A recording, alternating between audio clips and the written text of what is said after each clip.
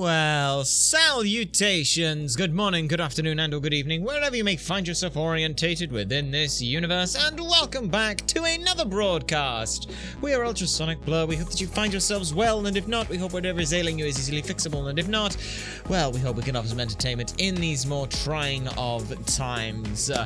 We are back to have some fun in the Professor Layton series. It's been a little bit of time since we did the second game, which absolutely destroyed us and made us cry multiple times, but yes, we are back for some more fun with that, with the third game, the Lost Future, or Unwound Future, if you are unable to spell the word lost, apparently.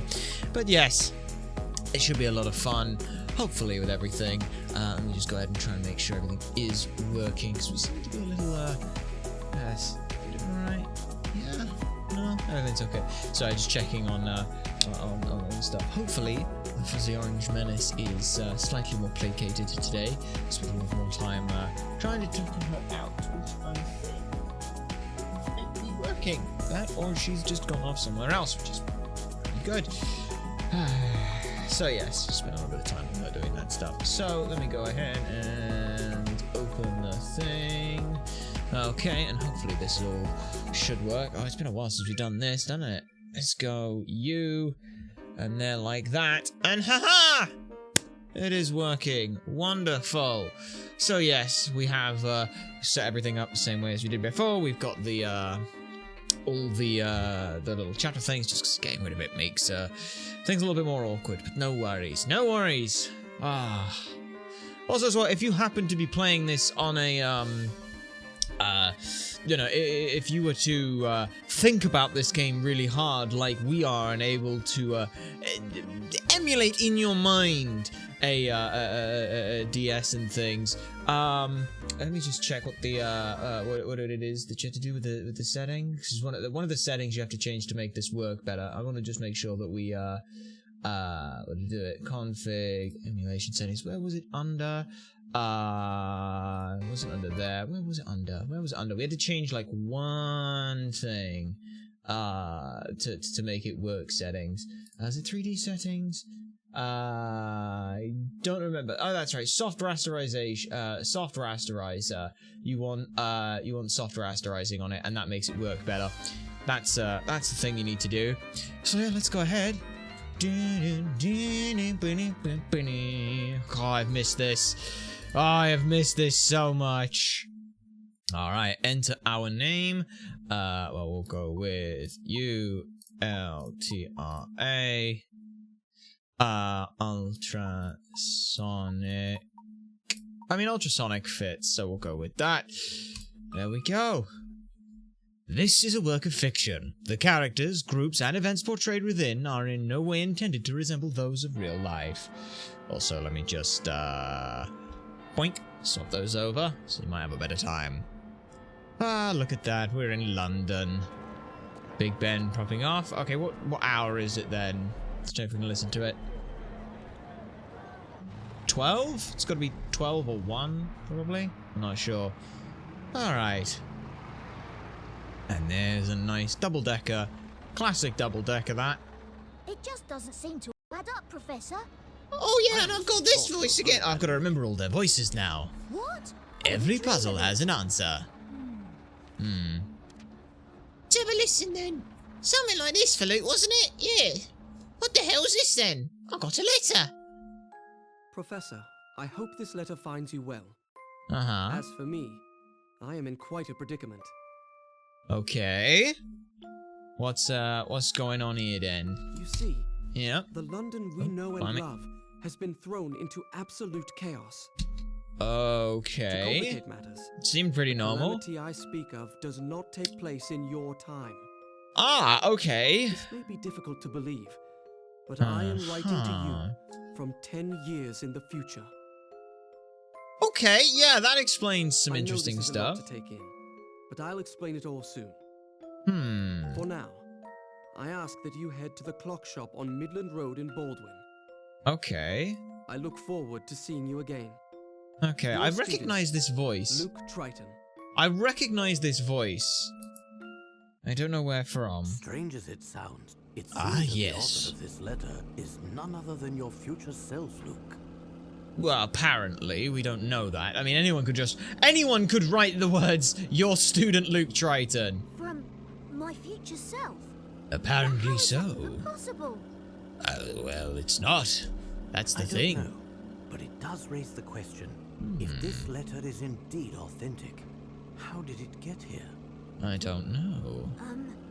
By time-traveling postman? Just joking, of course. How will you say that, Luke? But do keep in mind, we've had some really weird shit go on in the past. That could be true. I think this mystery might be the strangest we've ever encountered. Really? This is the strangest. Not the 50-year-old town that never changes with a vampire. Not the entire mystery of Miss Hollery. This. Indeed. A letter from someone who could be And pranking even you. In the future, you seem to need my help in solving it. Okay, but why not just ask the future professor then? Your constancy can be quite a comfort in these uncertain times, my boy. Aww, that's quite nice. Well, thank you. I think. But back to the letter. How do we know it's real? You don't. You're just believing it and trusting it. Well, we haven't much to go on yet. But I can't help but think that this strange occurrence is connected to the terrible events of last week. What happened last week? What happened last week? Ooh, we have a new mystery to solve. Alright. Professor Layton has received a mysterious letter. The sender claims to be Luke from 10 years in the future. But how can this be possible? It can't? Time travel only works forward, not backwards. Okay. Using a six-dimension alpha distributor, I was able to guide a concentrated stream of ham-and-air particles through a temporal vortex, commonly known as a wormhole. Is that Liam O'Brien? Oh, that's wonderful. Yes, I recognize that Liam O'Brien voice. Yes, that's definitely Liam O'Brien. Yes. Generate a massive magnetic field via a solar coil. Ooh, Once the magnetic okay. field is firmly established, one has the ability, quite literally, punch holes or hive gaps Through time? very fabric of space-time. Well, of course we've made a time machine and it has to have a clock on it. Oh, Chelmy's here as well. Oh, and Barton.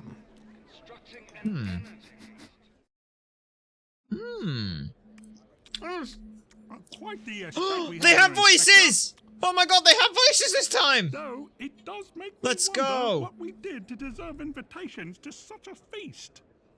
Good question. It's obvious, Barton. I'm an Yes. influential man in the world of law enforcement. I mean, you are like the only detective we know, or inspector. It's only natural I'd be invited to an important event such as this.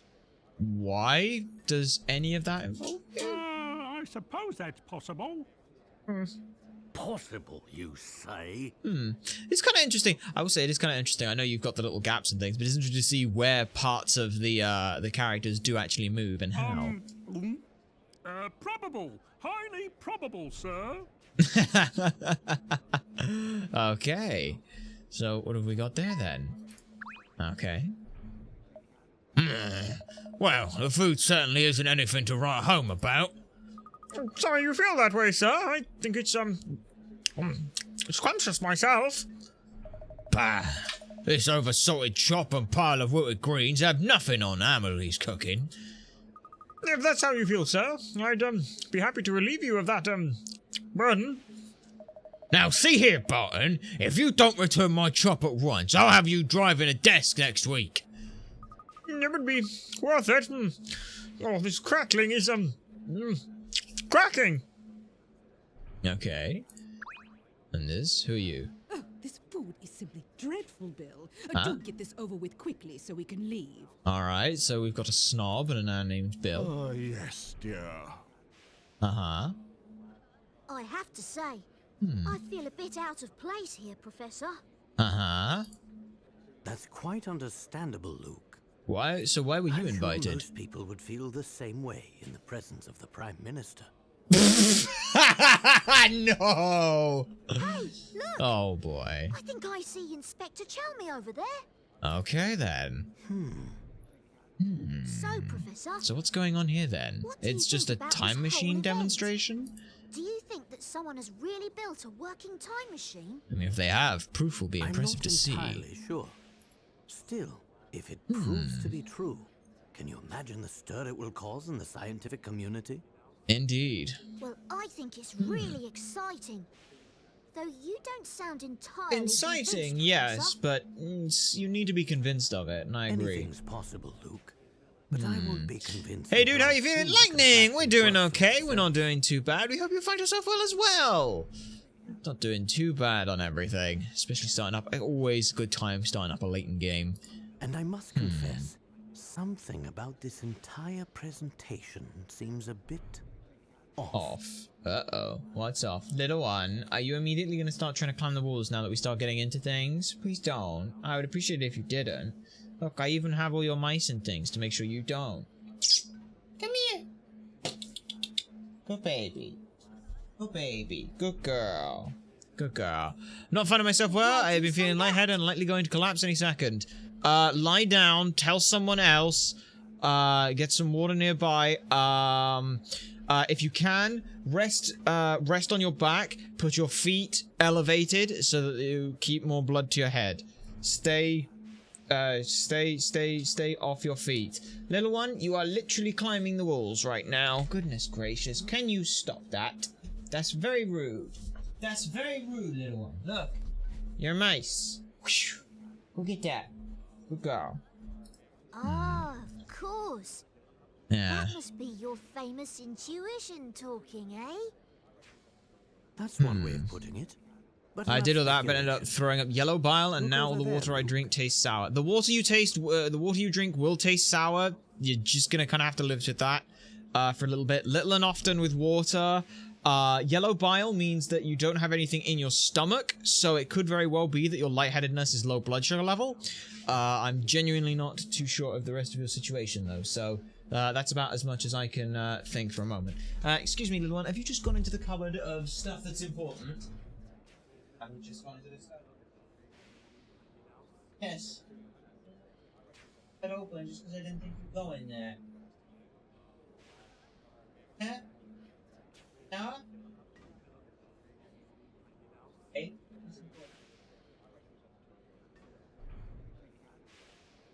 Trying to be cute. If you're gonna be cute, could you come and do it on with the mic so other people can hear it so I don't sound crazy? That'd be great. But yeah.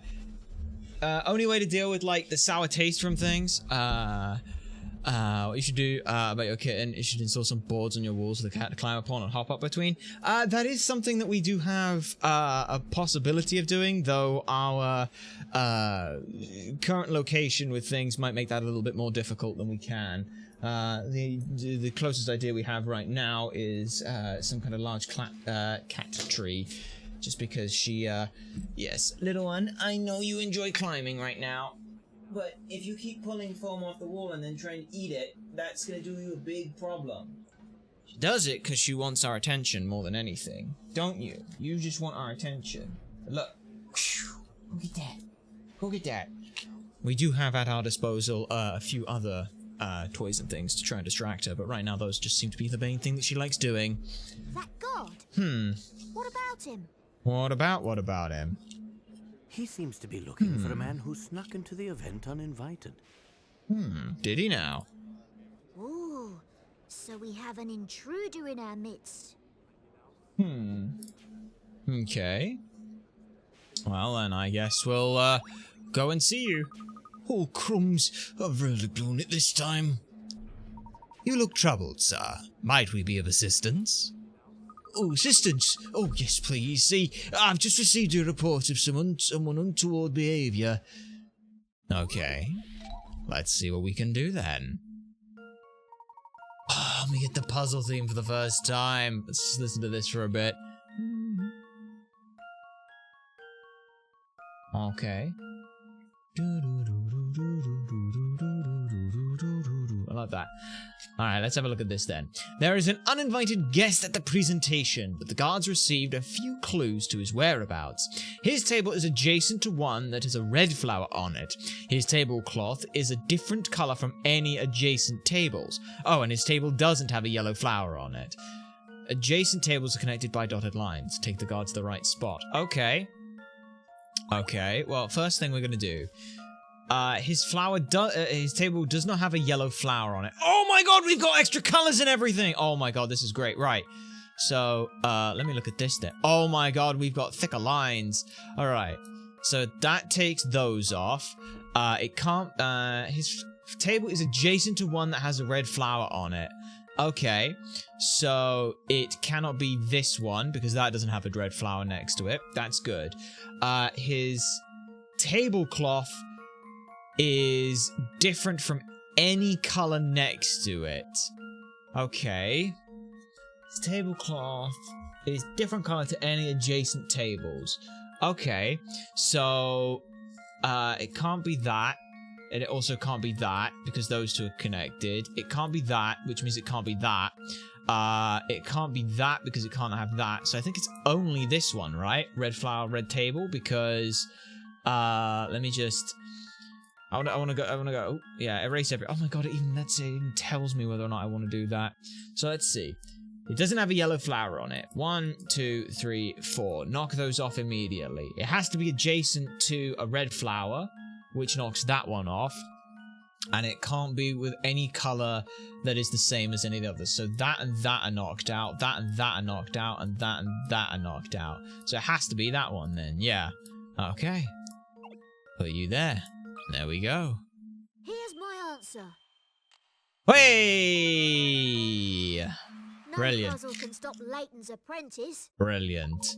Good work, you found the party crasher. It's time you let the guard do what he does best. Very nice. How'd he get in? In through the window. Well, it would be if there was anything. If there was a window, but there's not one here. But I do like the joke. Classic 10 reference. Splendid work, my boy. The party crasher. About picker-rats. Picker-rats are points that indicate a puzzle's difficulty. The more picker-rats a puzzle is worth, the tougher it is. When you submit an incorrect answer for a puzzle, the number of picker-rats you can earn from that puzzle decreases, so think carefully before answering. Gather lots of them, you'll earn bonuses. Yeah. Oh, phew, thank you so much for your help.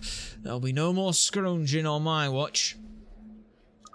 Did you see that, Professor? I just assisted in the apprehension of a suspect. Oh, look! It looks like the presentation's about to begin. Let's get back to our seats. Hello, little one. You gonna be a good girl? Oh, you gonna be a good girl and just lie there. Very good girl. Okay. Let's see what you have to say then. Ladies and gentlemen. Oh my goodness, there's the voice. Thank you for taking part in an event that will undoubtedly go down in scientific history. History! Oh god, And he's here pretentious to as fuck. demonstrate mankind's first time machine is its creator, Dr. Alan Stangun. Stangun, okay.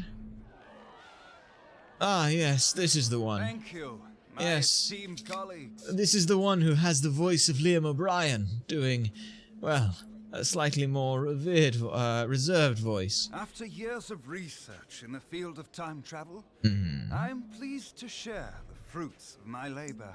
Okay. In just a few short moments, I will be moving on. Well, he's pretentious for a reason. It's literal time travel. You're not wrong. Okay. First, I'm delighted to announce that Prime Minister Bill Hawkes. in attendance today.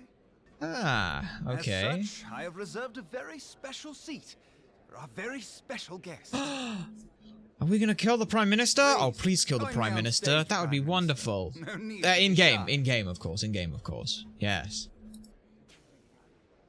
Look at him just walk along. I need to hear that do you voice, mean? because I feel like I recognize that one as well. I mean, is this contraption a genuine working time machine? Is that Armstrong? Sorry, the only reason I say that is because I've been doing the script for MGRR and things, and I recognize that Why voice. don't you have a seat? See for yourself. Nanomachine, son, tell me it is. Before we start, would you honor us with a few words, Prime Minister? Oh god, don't ask for a Prime Minister's speech. God damn it. Well, fine. Let's see what he has to say. Anything? Good afternoon, everyone. Yes, I think that is. And the reason I think that is... Today it's just that... is a monumental day, not only for our great Yeah. nation, but for the entire human race. When he gets lower, you can really hear Since it. the beginning of time, we humans have strived. Like he's not got the to gravel in it. Put a little bit of transcend gravel in it, our and it's natural Armstrong. We have conquered the skies and the seas, and we have even traveled to outer space. Uh-huh. The Okay. one frontier that has always eluded us is time. Mm-hmm. Indeed, traveling through time is a dream many I thought mean, was out of reach for technically you're humanity. always traveling through time, but you don't have any control over it. Now, Yes. ladies and gentlemen, Yeah. I hope you will join me in ushering in a new era for mankind. Okay. Alright. Let's see what you can do. Thank you for those words, Prime Minister. Yes. And now for the moment you've all been waiting for. Please take it away, Dr. Stangan. I think that voice is also Liam O'Brien. I just realized. I think that's also Liam O'Brien as the presenter. I have just one more request before we start. I think that very is, and much that's appreciate hilarious. The Prime Minister's assistance in this demonstration. Oh, yeah, he's dying. What a What do you shame. say, Bill Mr. Hawks is Christopher Robin Miller. I wish I knew him by name, but maybe he is. I assure Yes. you, there's no cause for concern. That's definitely Liam O'Brien, though, for Stan Gun. I was under the impression that I would merely be observing the proceedings. Yeah, I'm pretty sure that is that it is Well, Armstrong. do forgive my presumption. It was never my wish to make you uncomfortable. Yes, by all means, cower away I back. realize it's been some time since you traded in the hard science.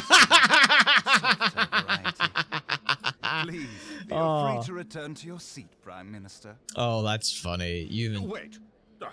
What I mean to say is, of course I can assist you.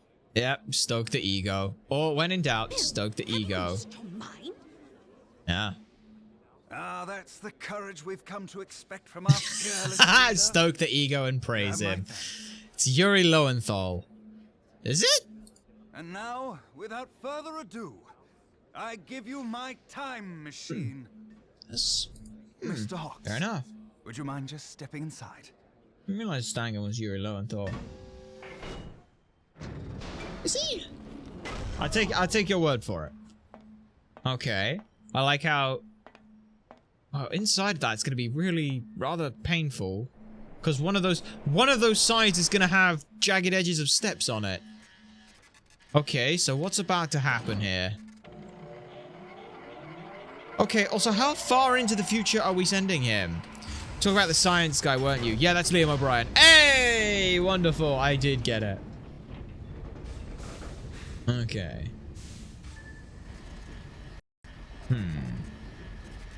Okay. So, is he dying here or what? What's happening? Okay. Also, like, how far into the future are we sending him? Or are we sending him back in time? Does voice someone in this game. Cool. I assume you're on a credits list for them all. Okay. Okay, that's just... Holy shit, it blew up!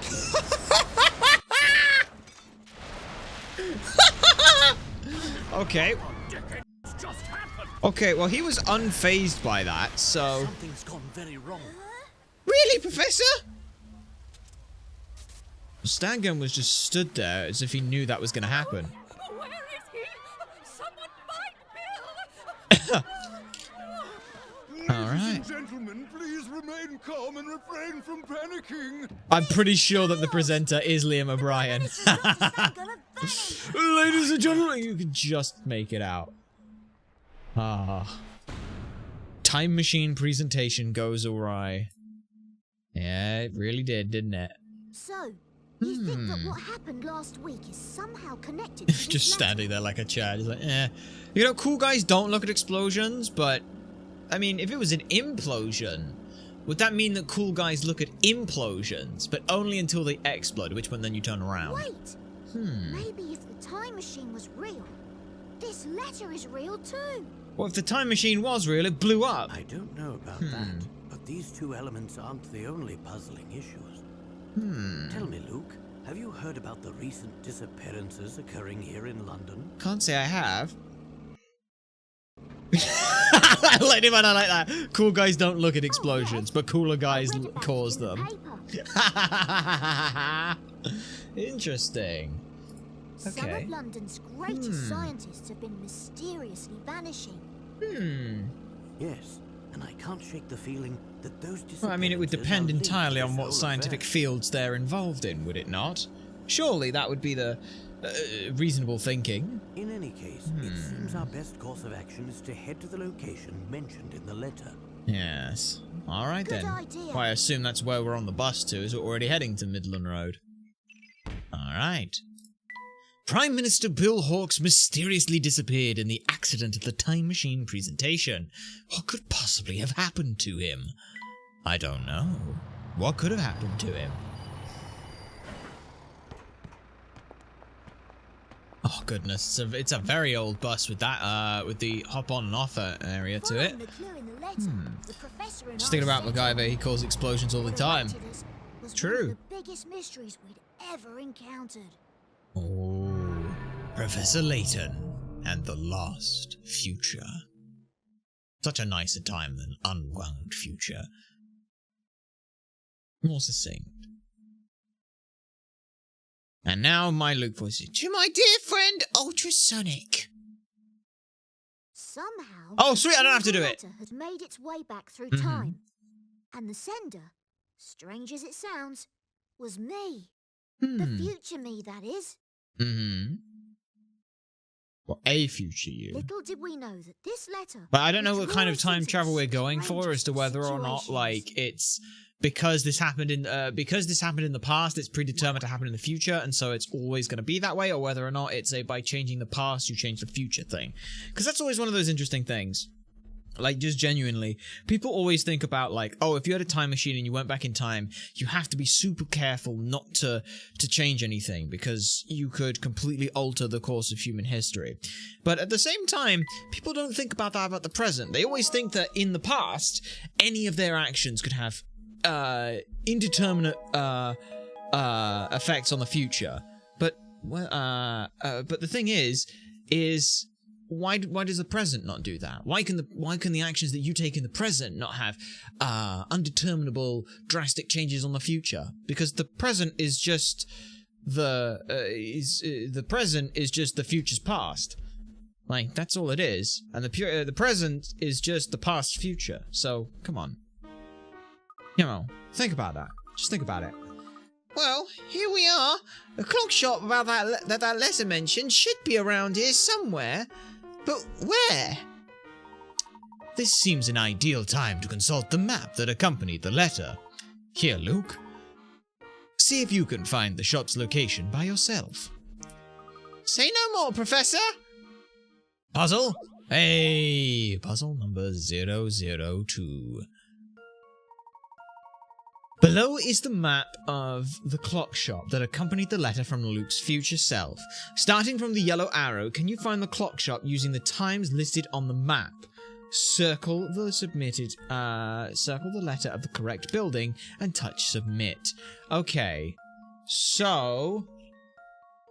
Alright, let's see where we've got to go then. Right, so if we're looking at a clock then, so that's up... That is left. That's up, right, and then down. Okay. So I'm assuming that at each of the junctions, we take that. So let's see. We go up. We go left. We go up.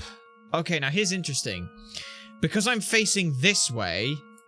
Am I now supposed to... I don't think I'm supposed to keep going up, because if I keep going up, I'm going to end up at E and I can't do any of the others. Yeah, because if I go up, then over, then down, like if I go... Yeah, if I go up, then over, yeah, then down, that doesn't get me anywhere. So I have to now go up here for the third, then right here, and then down here. So I would assume that it is... Yeah, I'm going to assume H in this instance. That looks right. This one's as good as solved. There we are. Look at that. Phew, Yes. Bit that's a ambiguous on the relief. puzzle already, but there we are.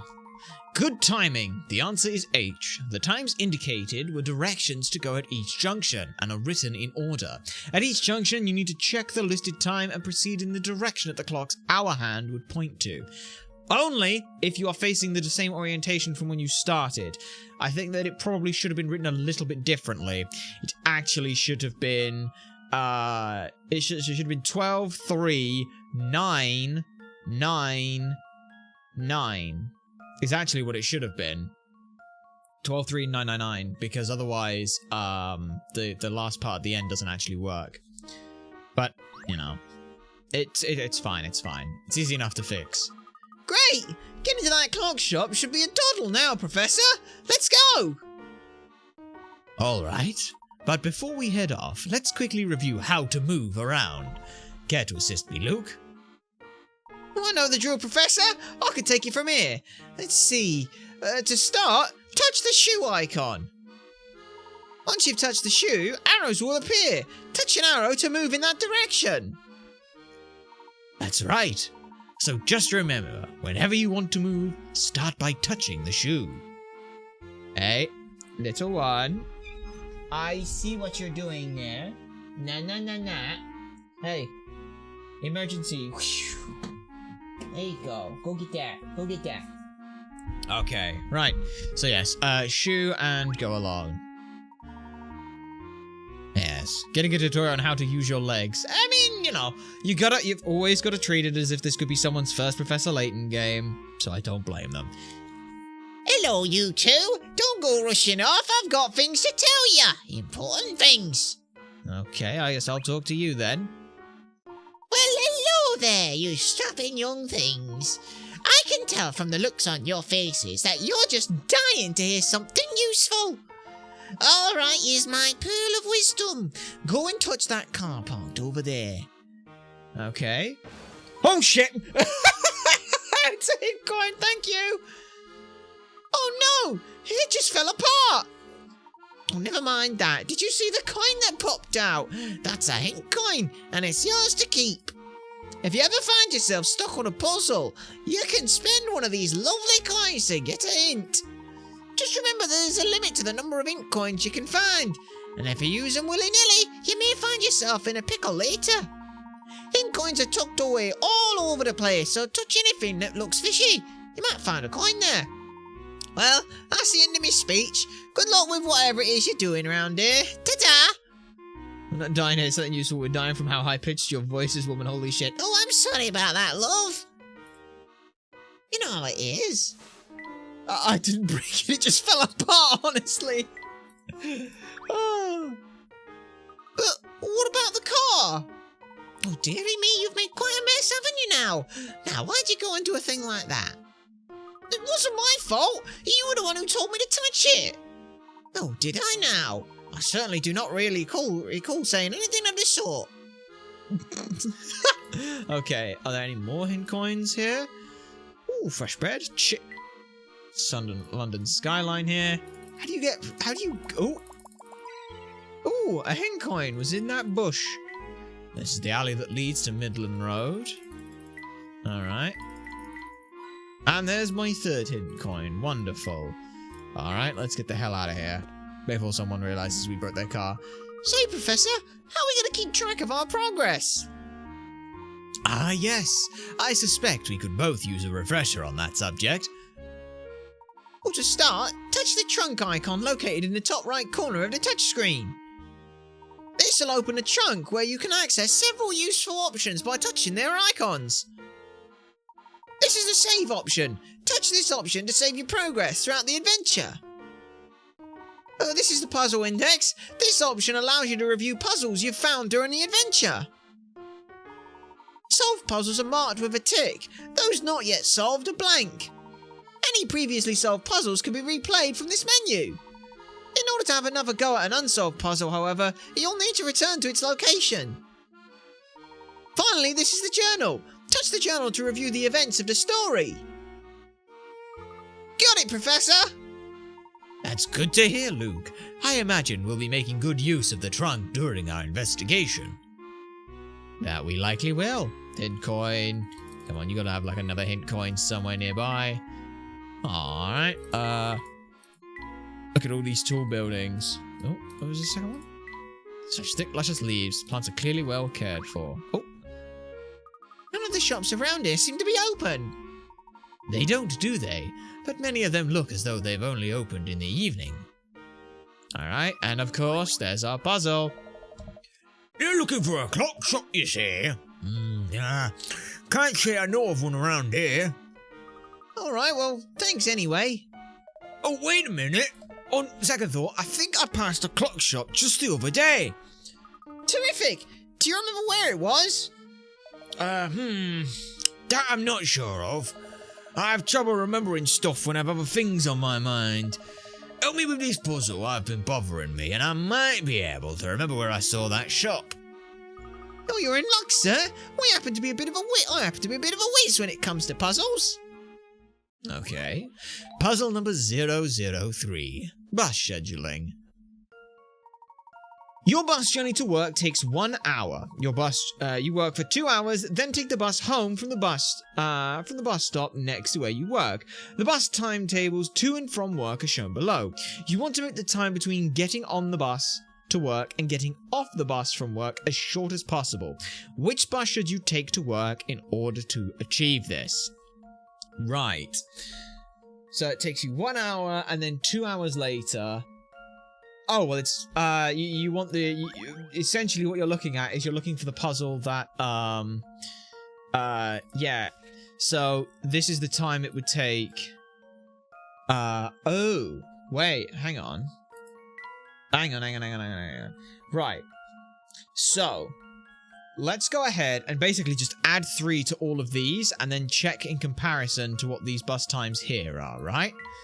So, alright, erase all, yes. So you would work till 7, which means that you would have to take this one here. Okay. You would work until 12, which means you would have to take this one, which is clearly out of the question. You would work until 17:30. Hang on. Let me erase all. Little one, again. Give me that. Let me do it this way. So you work until 7, which means you would have to take this one.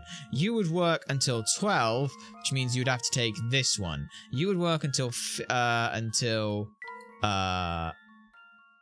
you would work until 17:30, which means you'd have to take this one. You would work until 21, which means you'd have to take this one, and you would work until 03, which means you'd have to take this one. So looking at it then, yeah, the time that you would take, the time between it, the buses aren't really that great, unfortunately, but otherwise they're okay. Yeah, I think it is E, because it would be 2 hours waiting for a bus. Here it's, if you take A, you're waiting for 3.5 hours. If you take B, you're waiting for 3 hours. If you take C, you're waiting for 2.5 hours. If you take D, you're waiting for 3 hours. If you take E, you're waiting for only 2 hours. So it is E, I think. Here's my answer. Hey, there you go. Go to work at midnight. No puzzle can stop Layton's Only working for 2 hours, though. Arguably, you could make the case that just work longer. That's right. Taking the midnight bus to work and catching the first bus back in the morning will take the least amount of time overall. Or what you could do, realistically, is work from 9, then just work till 5, and essentially only take the bus like once a week. That would be arguably the best option then. So yeah. There you go. Hey, nice going, kiddo. Thanks. So about that clock shop? Right, the clock shop is somewhere on this road, I think. Well, gotta dash. See you later. Wait! Oh, he ran off. Something tells me he was more interested in getting us to solve his puzzle than in helping us. Not to worry, though. I'm sure we'll be able to find the clock shop on our own. It's probably just a bit further down this road. Okay. Down this road we go. It's you! Scarf and Snatchin, right? That's your name? Don't think I've seen you two with the snappers before. Are you sure about that? I've got a feeling we've met somewhere. Oh, no. You must be thinking of someone else. But anywho, I've got some juicy information that you two might want to hear. If you're going to tell us about hidden coins, then I should stop you now. A kind lady by the bus stop already gave us a comprehensive explanation. What? But explaining the hidden coins is just about the only time we ever get to chat. How could you let someone else give me speech? You mean you've given us that talk before? So we have already met?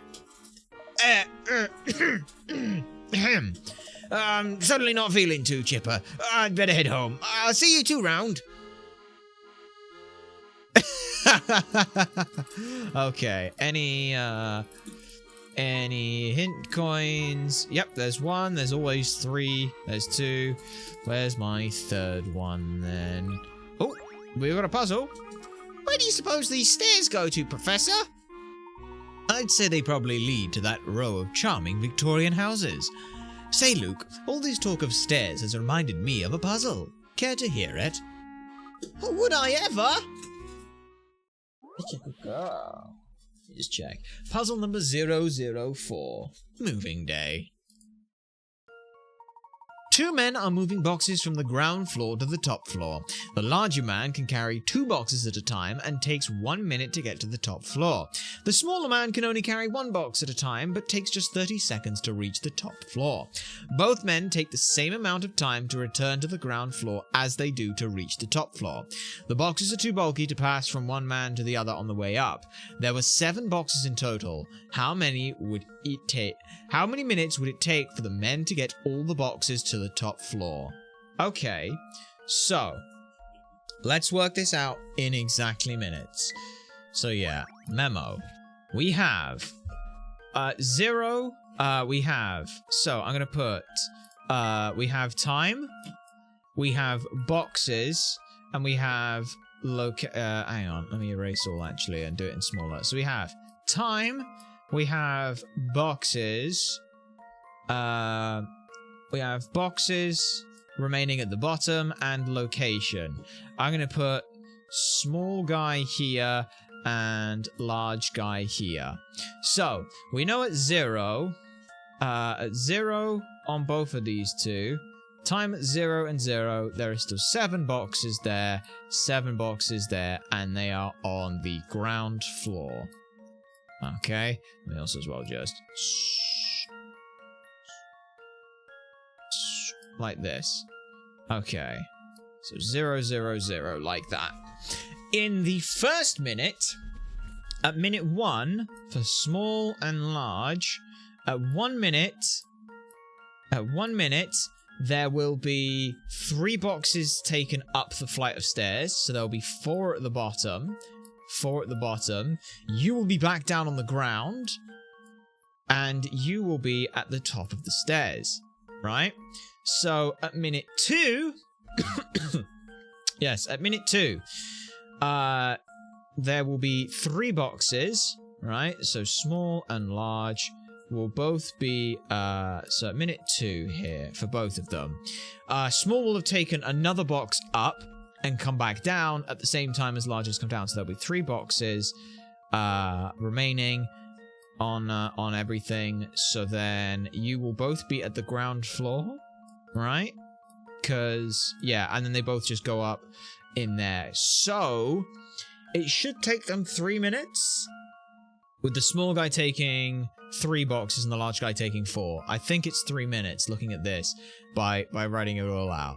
Same amount of time to return to the ground floor as they do to the top. Boxes too bulky to pass up. 7 boxes total. So yeah, it is just 3 minutes. With the smaller guy taking 3 in 3 trips and the larger guy taking 2 in 3 minutes. Yeah, because it doesn't want them to get back down. So once they're both at the top of the thing, we stop. So yeah, it is 3 minutes. Pretty sure. Oh, I hope so now. 3 minutes. Submit. Here's my answer. Yes. Very nice. No puzzle can Good stop bit of Layton's logic. Good, apprentice. simple bit of logic there. See, that's what we were saying. It would take 3 minutes to get all the boxes to the top floor. This puzzle gets a lot easier if you make some notes. That it does. Because you want to know that, yeah, you can see at minute 1, both of them go up and he goes down. At minute 2, he comes down and they've gone up and down. Third time, he's up and they're up. So very nice.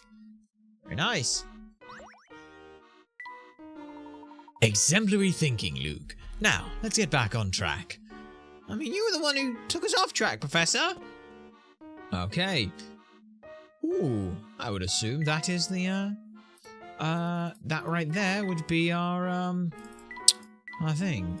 Our clock shop, I think. Couldn't miss the fact that it's a clock shop, could you?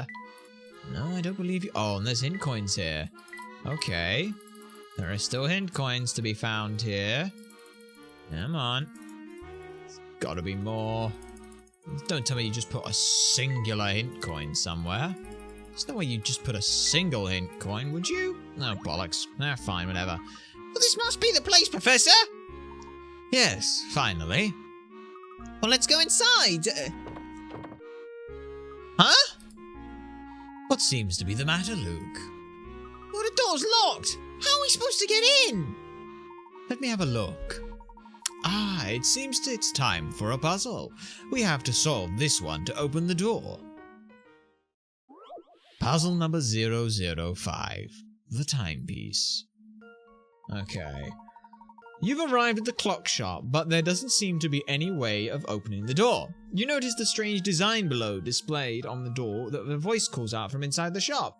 Touch the panel with the timepiece on it. Which panel should you touch? Remember, you only need to touch one. Okay. Okay. So the timepiece on it, we're not looking at the clock because the clock has... like, there's too many with just... Oh, I see it. I see it. I see it. A lot of people might look at this and go, well, the timepiece here, it's going over a lot of them, so how are you supposed to tell? And all the numbers go across, like, literally all of these, so how are you supposed to tell which one it is? Literally, just by looking at all of these and saying, what if it's none of those? You can figure out why it's the last one. If we're saying it's not all of those because they've all got a timepiece on it, so it can't be that because that's the opposite of what we want, look at this one, which just so happens to be in the shape of an hourglass with the grains of sand flowing into it. Yes, a timepiece. They said a timepiece, not a clock. That's the assumption that you make there. So it's that one, which happens to be in the shape of an hourglass. Here's my answer. Which, incidentally, happens to also be the timepiece that has the most moving parts to it. No puzzle can stop Layton's apprentice. Exactly! An hourglass can clearly be seen on one of the panels. Hey look! The door is opening! Brilliant. Wonderful. Well, that did the trick! Okay. And in we go. Yes? Okay. Are we, oh yeah, definitely. Okay. Now that's interesting, because they haven't undergone spontaneous synchronicity. Which a lot of things tend to do. It's genuinely, it's a weird thing that can just happen, is that, things could, despite, the world tending towards, chaos and randomness, spontaneous synchronicity does end up occurring with lots of these things, so these clocks should have some impact on each other, shouldn't they? Huh? Okay. Look over there! What's this? That's a big clock, right? That's definitely not a time machine. Oh, gracious customers! We haven't had any of those in ages. Welcome! Good day to you, madam. You'll have to excuse us. We're not here to buy anything, I'm afraid. I received a letter the other day, you see, instructing me to come here. Oh, a letter, you say? Let me have a look at that, dearie. Yes, there's no mistaking here. Whoever sent you this letter wanted you to visit our little shop. So you don't mind who sent it? You don't know who sent it to me? Unfortunately, I can't say that I do, but I know who you are, Professor Layton. Oh, really? And how do you know the professor? Well, it's hard not to know a man who's in the papers so often. And I do so love my morning paper. I read it front to back every day. So of course I know about the professor. Hey, did you hear that, Professor? Further proof that you're famous throughout London. Even all the way out here. Hey now, what do you mean all the way out here? Just because we don't fancy living in sardine tin flats doesn't mean we're not central. Still, it is quite a shock to see the famous Professor Layton in the flesh. Such a shock, in fact, that I'm going to need some proof that you're not one of those lookalikes. Of course. Puzzle number 006. Eye on the needles. Okay. It's so dark in the shop that I'm having trouble seeing these tiny needles and wispy threads. Can you help me out of this jam, dearie? There are 2 threads here, A and B. How many needle eyes does thread A pass through? Okay, well, let's go ahead and mark those off, shall we? You go through 1, 2. Let me actually do it. Okay. 1. Okay. 2. Okay, 2, 3. Okay. 4, 5. 4, 5. 6. 6. 7. 8, 9,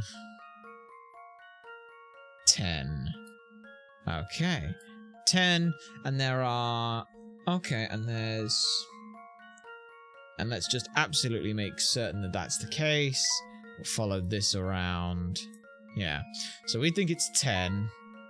Yeah. Okay. And just making absolutely certain that it's none of these here. And I'm assuming as well that all of the,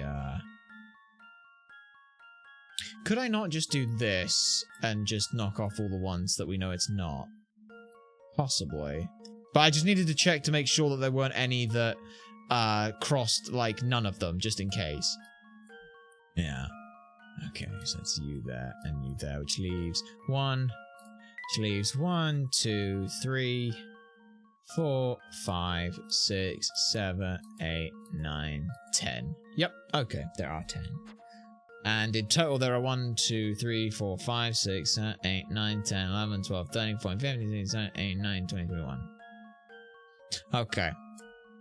But yeah. I said there was definitely 10, right? Oh, I hope I haven't just accidentally screwed myself, but my brain thinks it's right. Yes, thank you. Couldn't just pick up the string, could you? Like a puzzle solved. Yes. I go through 10 needles. Counting needles certainly is hard work. Yes, I suppose it is. Yeah, 21 needles in total. Okay, good. Wonderful. Well, I must say I'm thoroughly convinced. You certainly do live up to your reputation.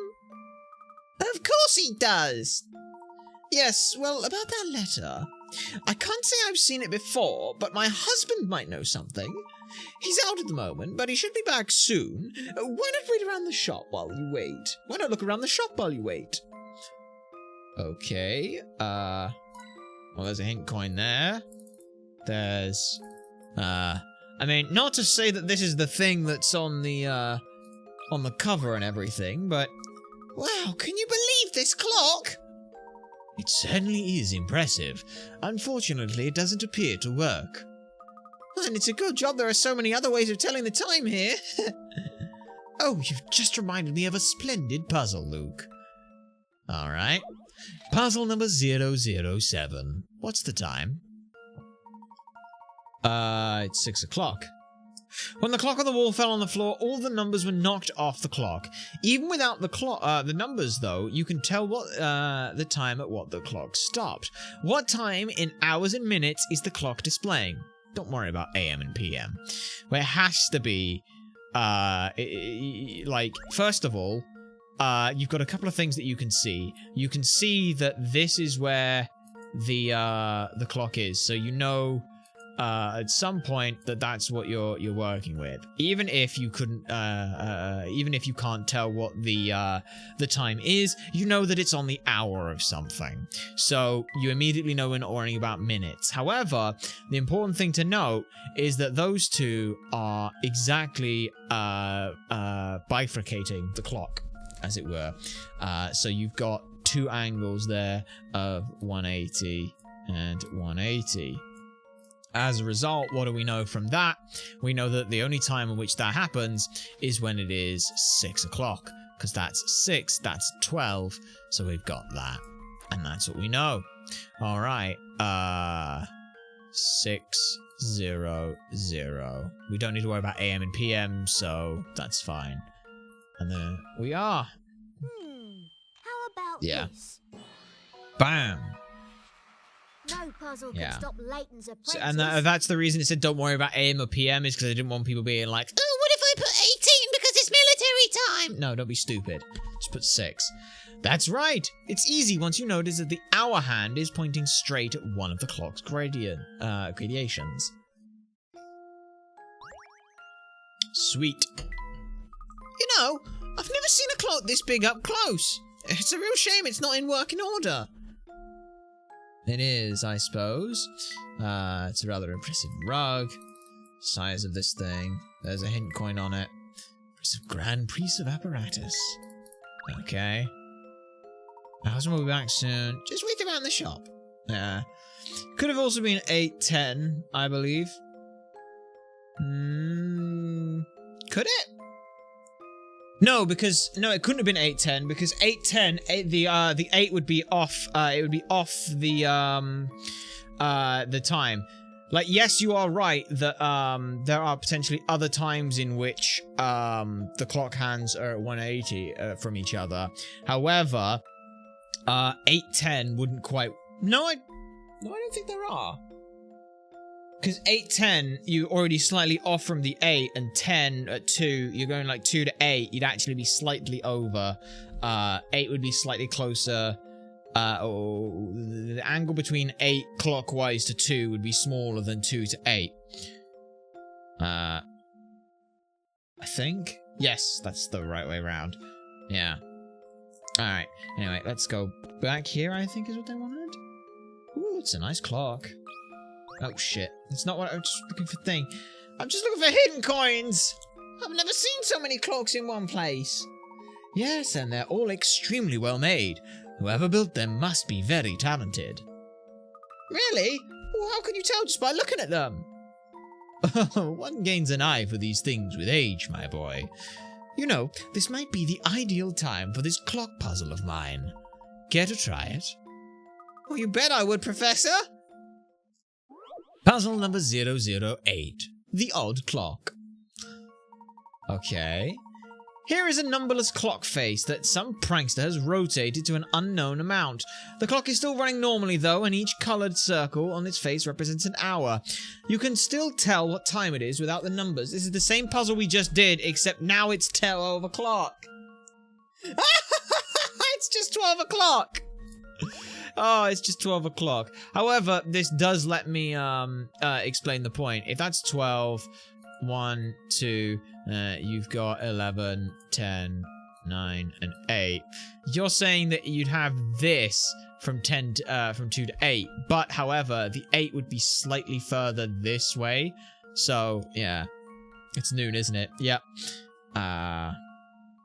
But yeah, Lightning Man, you're not incorrect for thinking that like 10 past 8 could potentially work, but because again, remember, you don't just have a thing where like I don't know of any clock where you'd have it where the hour hand stands still here and then the minute hand rotates around. If that does exist, then yes, you could technically have that as well, but every clock seems to have the hour hand moving with it as well. Though that could be an interesting design for a clock. That just really absolutely ruin people if you have the hour hand that just every hour it ticks over, but it is only possible to be 12 o'clock. It's As good as sold. noon or night. 8:11 or 8:12 seems complicated. Maybe, but since we knew that since we knew in the other one that it was on one of the gradations, you knew that it was exactly to the hour. Yes, the answer is 12 o'clock. The only time the two hands would point towards the same hour on a clock like this is at 12 o'clock, though it's impossible to tell if it's noon or midnight. Well, not by looking at the clock. Well, by looking at the clock it is. Looking at anything else, it's not. Yes. Okay. Spot on, Luke. Good work. Okay. Hint coin. Oh. There's something poetic about clocks ticking away quietly. What time was it again? Well, considering all the clocks are showing a different fucking time, that's, certainly something. Okay. What am I to do here? Investigate the clock shop. Have I not? We've been here for quite some time now. I do wish that lady's husband would hurry back. Yeah. Just look at your hand. If you can see it, it's noon. If you can't, it's midnight. Ah, indeed. Ah. Oh, I think I heard the door. Someone's here. That'll be my husband. Wait till you see the little gem I picked up today, love. Oh my, customers. Welcome back, dear. This here is Professor Layton. He tells me he has some business in our shop. Layton? You're Professor Layton? Oh, my apologies. I wasn't expecting you so soon. Beautiful beard. Goes right up into his face, into his hair as well. No apology necessary, my good man. Oh, and allow me to introduce my apprentice. I'm the professor's apprentice, Luke. Pleased to meet you, sir. Luke, you say? Well, what I mean to say is, those are some fine manners, lad. It's nice to meet you too. Your name's Cog. You seemed a bit flustered by our arrival, Cog. We certainly don't mean to impose. Oh, no, it's no trouble at all. It's just that I had instructions to show you our biggest clock in action upon your arrival. Well, it certainly is a beauty. It's a pity it's not in working order. Yes, I planned to give her a tune-up before you stopped by, so you could see her in all her glory. But I'm getting on a bit these days. I'm trouble keeping the old girl in good repair. And the clock, I can't remember when to insert this last gear, and the clock won't work without it. I see. That does indeed sound problematic. Or maybe you can help. The papers say you're a learned man. Can you work out which way this gear goes? Me? Well, I'd like to help, but I'm no expert in mechanics. Well, at least give it a try. You don't want to see our biggest clock in its full working glory? I certainly do. Very well, I'll give it a shot. Just treat it like a puzzle and you'll solve it in no time. It's a puzzle. Puzzle number 009. Alright. Your task is to make the top and bottom cogs turn in the same direction as shown by the in the same direction as shown in the arrows on the diagram. In order to do this, which extra cog should be inserted? A, B, or C? Okay, now, important thing about cogs when it comes to a pattern on them. Cogs alternate the direction of flow. So, if you have an odd number of cogs, we'll just use let's use I'm gonna mark this one as 1. Yeah, we'll let me just say that we'll use 1, 2, and 3 as an example here. So cog 1 is going to turn this way.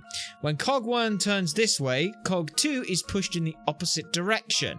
When cog 2 is pushed in the opposite direction, cog 3 ends up turning the same way as cog 1. So, the important thing with all cogs is, if you want them to travel the same direction, you need an even number. Odd equals same, and even equals opposite. Okay, so if you're turning this way, this would be cog 1, that would be cog 2, 3, 4, 5, 6, 7. That does not work. 1, 2, 3, 4, 5, 6, I believe works. And there's 1, 2, 3, 4, 5, 6. Ooh, wait, what? Yeah. It's sorry. Sorry, my brain's going the wrong way. It's B, because that goes that way, that goes that way, that goes that way, that goes that way, that goes that way, that goes that way, and that goes that way. Yeah, the other way you can do this, if you're not ever sure, look at which one is different. 1, 2, 3, that'd be 3, that'd be 4, that would be 4 or 5, that would be 5 or 6, and that would be 6 or 7. 1, 2, 3, 4. That would be 5 and 6. Since there's only one possible answer, you know it has to be that one, which means it has to be B. If you're ever unsure. But yeah. Let's see if I've got this right. Not entirely sure what would happen if you put the cog in the wrong spot. See if it does anything, but... Puzzle solved. There you go. The answer is B. If there is an odd number of cogs between the top and bottom cogs, then the two cogs will move in the same direction. If there is an even number of cogs, however, they will move in opposite directions. By choosing B, there will be 5 cogs between the two main cogs, so the direction of their rotation will be the same. There you go. Yeah, you needed it to be the same. As shown in the top and bottom. I didn't see that they needed to be the same. I thought they needed to be different. But I misread the arrows. Alright. That did the trick. Just wait here, and I'll go start her up. Here goes. Back. Okay. Okay. Oh, that's a hell of a... Jesus. Are you all right, Luke? Yes, but that was quite a shake. Huh? It's a hell of a clock, then. Okay. Okay, what just happened? What is going on here? And just where in the world are we? It's not a time machine, is it? Apparently it is. Okay. Ha. Okay, that's a time machine. There's just a time machine. Right there. Right there is a time. Okay, no, yep, that makes sense. Ah, but now... Chapter 1. Is this the future? Apparently so. Alright. Hey! The door just slammed shut behind us, and now it's locked! That's not very polite! We do appear to have been locked out. And why does everything look so different out here? I honestly don't know, Luke.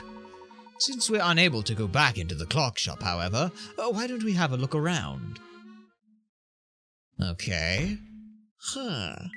Warped London. When Professor Layton and Luke emerged from the clock shop, the streets of London suddenly looked quite different. What could have happened? Yeah. Okay. No, I was just looking at like random stuff for hint coins and things. There's so many machines, it's almost like a factory. Hint coin? Yeah, it's completely different. Also feels like a different time of day. Watch your step, fellas! Building sites are dangerous places, you know. My goodness, you certainly do work quickly. I didn't notice any construction work when we passed through this area. When did you start working here? Oh, now that's a good question. It's been about a year now, I'd say. We're a bit short-handed, you see, so we ain't making much progress. A year? You've got to be joking! Curious. I'm positive there was no construction taking place at all when we walked by a while ago. No construction at all? Look, mate, I know progress ain't been speedy, but I'm doing the best I can, alright? So if you're just gonna have a dig at me, you can clear right off now. I'm busy. I'm sure you're right, Professor. They weren't building anything here before. Okay. Alright, you got anything to say to me now? Clear off, I said. Can't have you hanging around the site. You're an Alfred safety hazard. Yeah. Okay. Very interesting, then. It's got this fun little steampunk feel to it. Shop door is still locked. Not to worry, Luke. The world outside the shop contains plenty of mysteries for us to investigate. Aye, it does. It does indeed. Just looking for a little int coin anywhere. Any int coins or anything? In the bucket! In the bucket! Of course it's in the bucket. Okay. I know London like the back of my hand, and yet this area feels quite foreign to me. How odd. And who are you? I can't believe I'm seeing this. Are you... No, it can't be. I'm sorry. Have we met? Oh, phew. I thought I was in big trouble when I clocked that hat of yours, I tell you. But it seems you ain't who I thought you were, so we ain't got nothing to talk about. Get lost. Okay, Nicholas. Anything else? The area seems awfully stagnant. Okay. Hey, look, Professor. This door is unlocked. Interesting.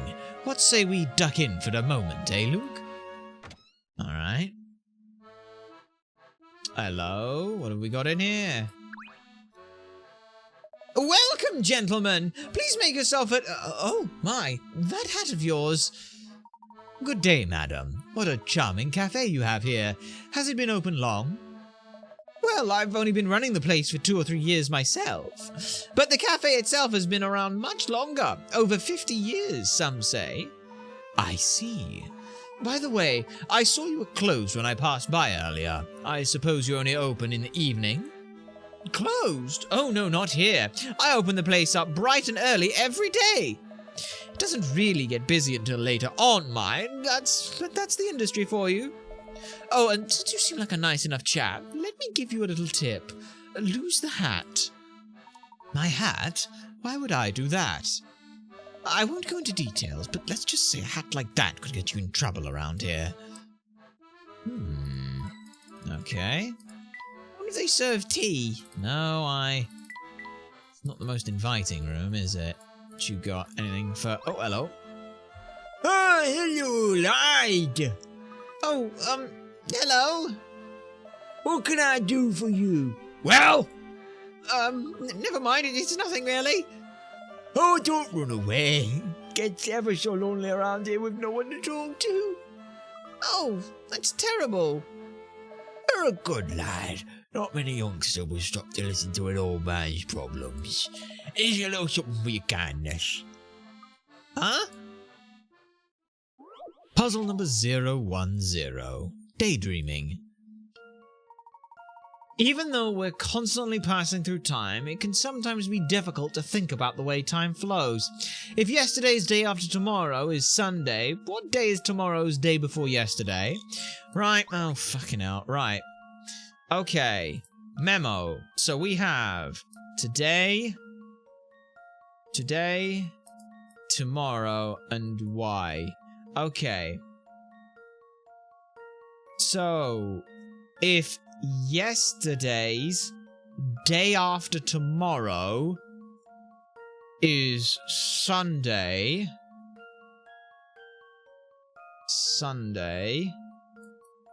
okay, is Sunday, what day is tomorrow's day before yesterday? Okay, so we're just talking about Friday.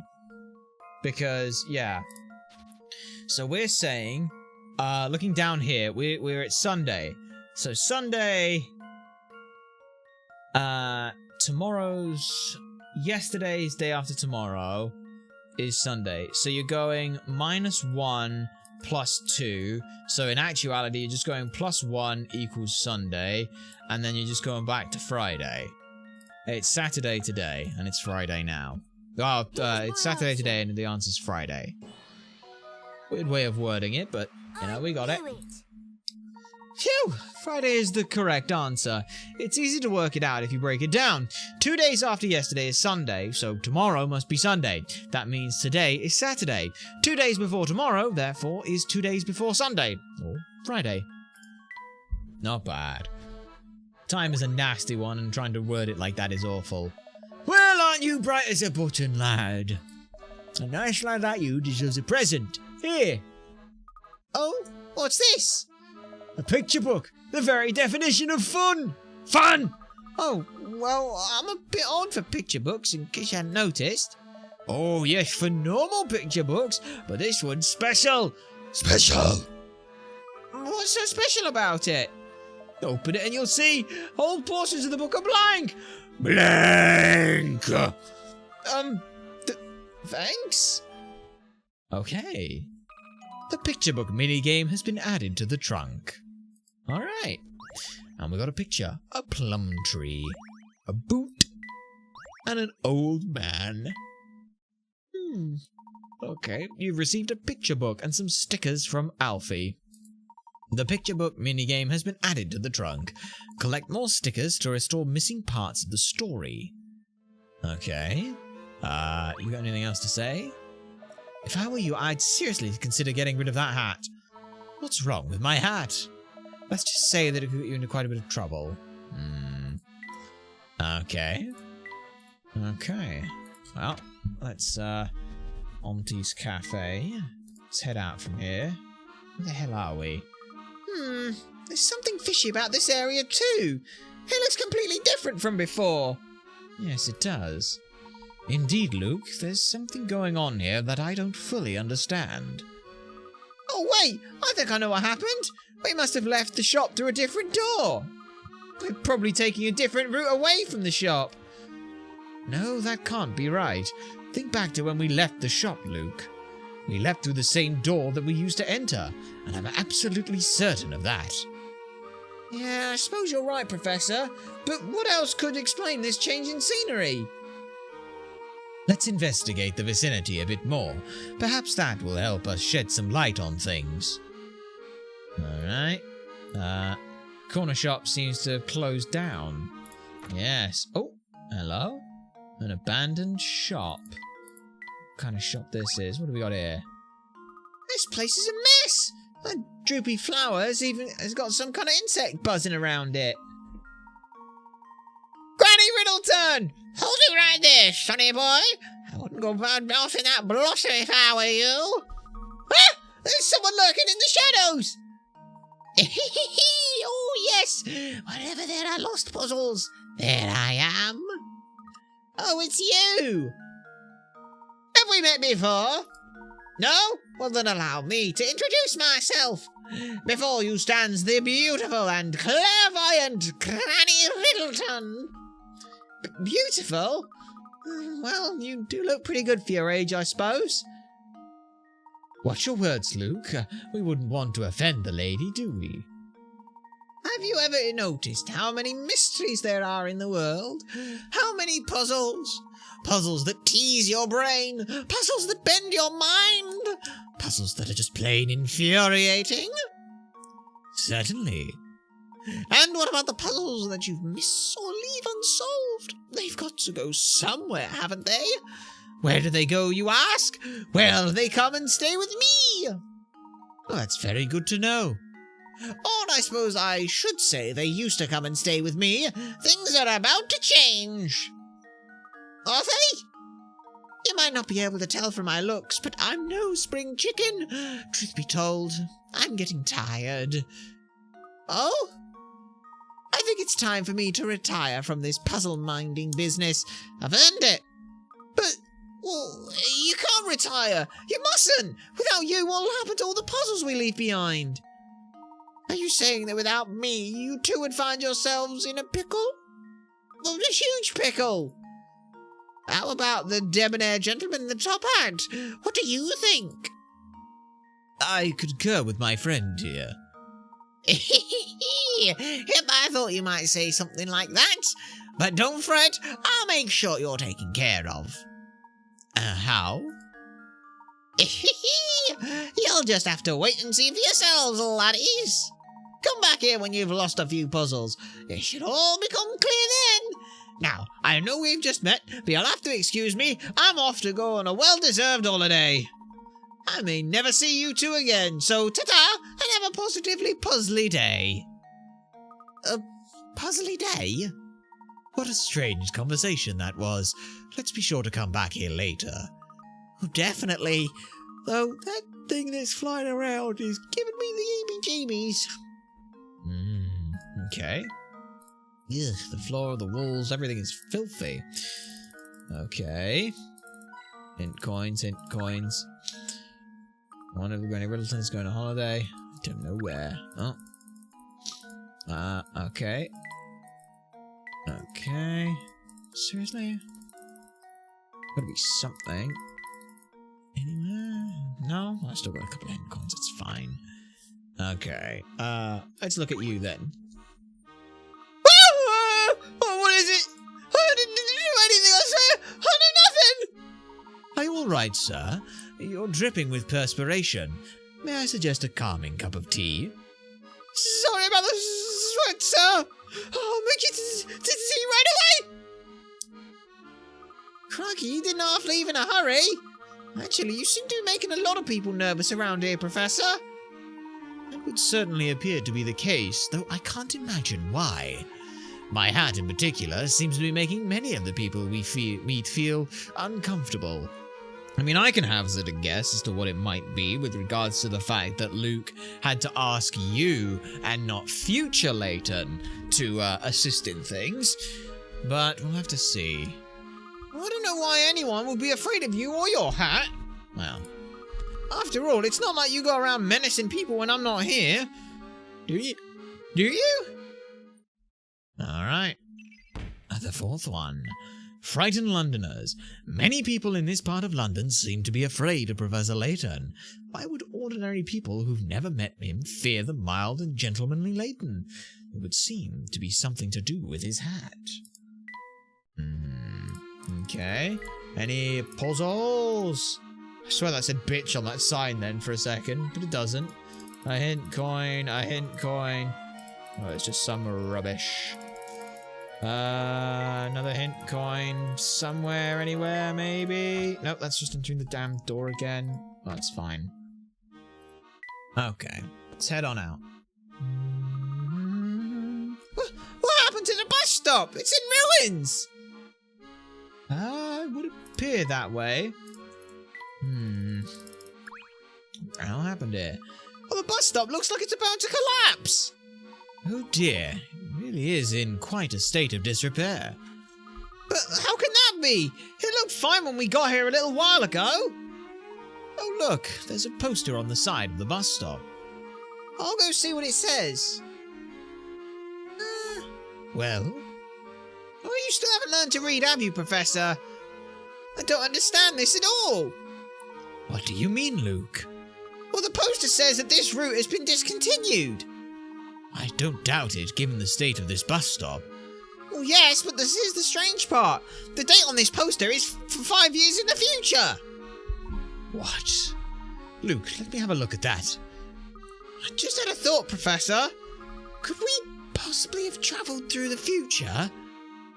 We have certainly encountered much here to suggest we're no longer in the London we know.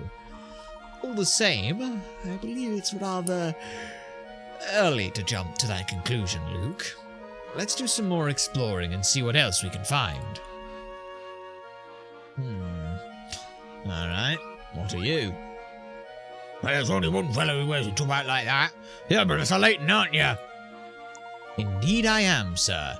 And who might you be? That ain't important right now. It is what's important. This is an urgent letter I've got for you. Before I hand it over, though, I need to verify your identity. I've got a puzzle here tailor-made for that purpose, so get solving. Okay, puzzle number 011, the Professor's hat. Can you fit all 5 pieces together in the shape of Professor Layton's top hat without overlapping the pieces or leaving any empty space? You can flip and rotate the pieces in order to do that. Okay. Right. Well, if you can rotate the pieces, and that makes things a bit interesting. So I want to go like here. But if I do that, suddenly I can't put... Yeah, if I do that, I can do that, but obviously, yeah, that just makes the exact same image. So, other ideas are with you.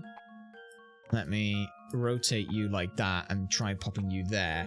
Then, is there any option? I have this that could go there like that. I've got a 3-piece that can go there like that. But I'm pretty sure that that is not funging nicely. Unless this has the option to sit there. But then, no, that doesn't work. Okay. Could do this. The right piece. I mean, it doesn't... Here's the thing. It doesn't, like... Yeah, here's the thing. Oh, shit. Yeah, I can... Yeah, also as well, Lightning Man, I do appreciate the hints and things. Just do be careful as well. Give us a little time. If we do ask for help, then we will happily ask for help. But in the meantime, enjoy the thinking process of us trying to work this stuff out. Okay.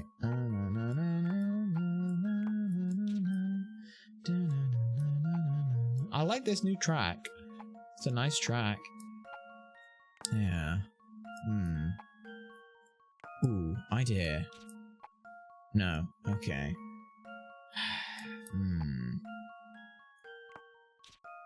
What is there? I mean, that can go there like that, but the problem is... getting around it doesn't work.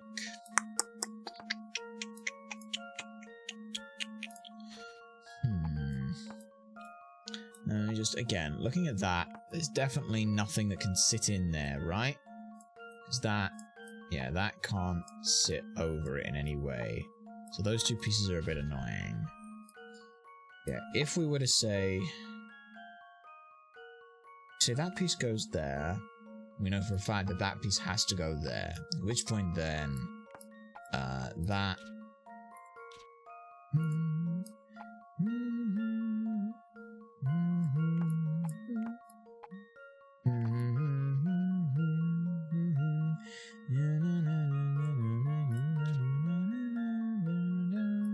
Ooh, hello. No.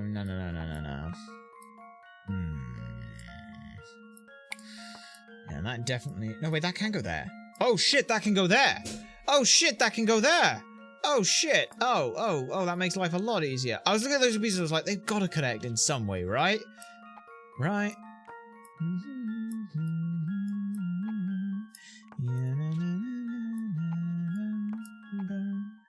Yeah, but even though those 2 pieces do have the option to fit together, it doesn't enable us in any way. Unless... it's not... yeah, bollocks. You little shit. Oh, that's close. Okay, so there is a way that you could put those 2 down there. I feel like that's definitely it. That has to be something. So maybe let's try... oh, shit, I've got it. Fuck! God damn it.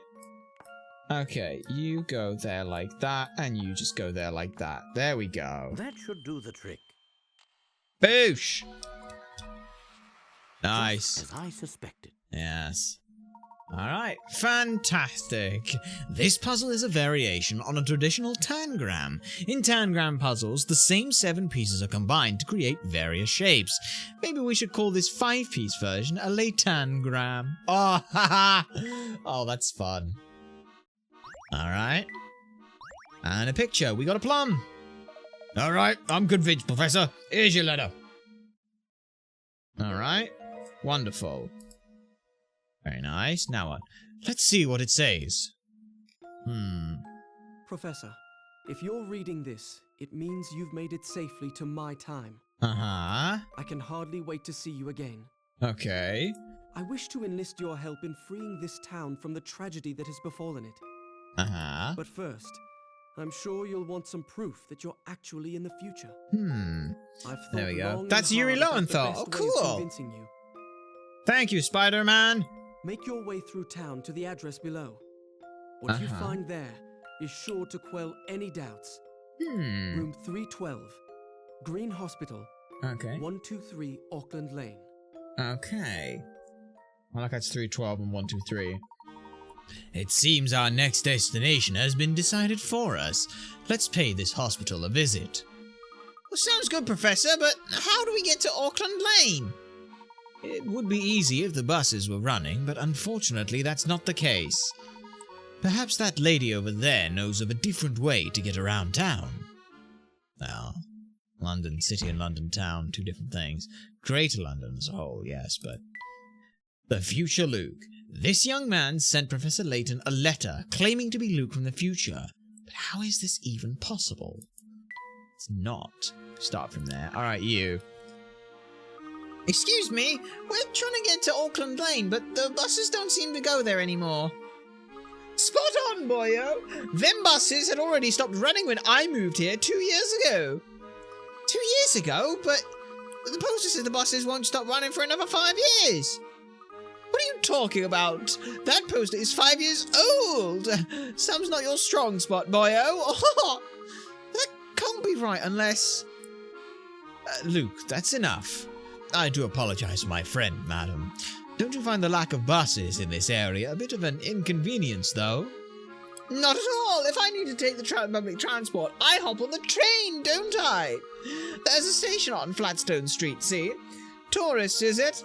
You should take your questions to the hotel on Southern Street. It's just down the road. They'll help you find where you need to go. Thank you for your assistance, madam. Tourists? Us? I was born and raised here. I've lived in London longer than she has. Now, Luke, there's no need to get all wound up. Let's find that hotel. Okay. Another hint coin. Any other hinty coins? Okay. Can't tell whether what was on her head was a towel or her forehead. That's her hair. Her hair. Got more questions about the city. Ask over there. I'm pretty sure that's her hair looking at it. Okay. Any other puzzles? Anything? Not that I can see. Okay. I'm late. Oh! No, how? Oh, I'm sorry, miss. I didn't see you there. Are you alright? Ouch, I skinned my knee. But if you gave me the keys, it would make it all better. Uh-huh? Great. Then pucker up. Kissy, kissy, kissy. What? No! Stay back! Don't come any closer! I've got a gun! Luke, watch your tone. A gentleman mustn't forget his manners when conversing with a lady. She's trying to kiss me! Oh, your name's Fluke? What a charming name! So very whimsical! Alright, I have to go now, but let's rendezvous later, Dreamboat. Actually, miss, my name is Oh, she's off. What an unusual young lady.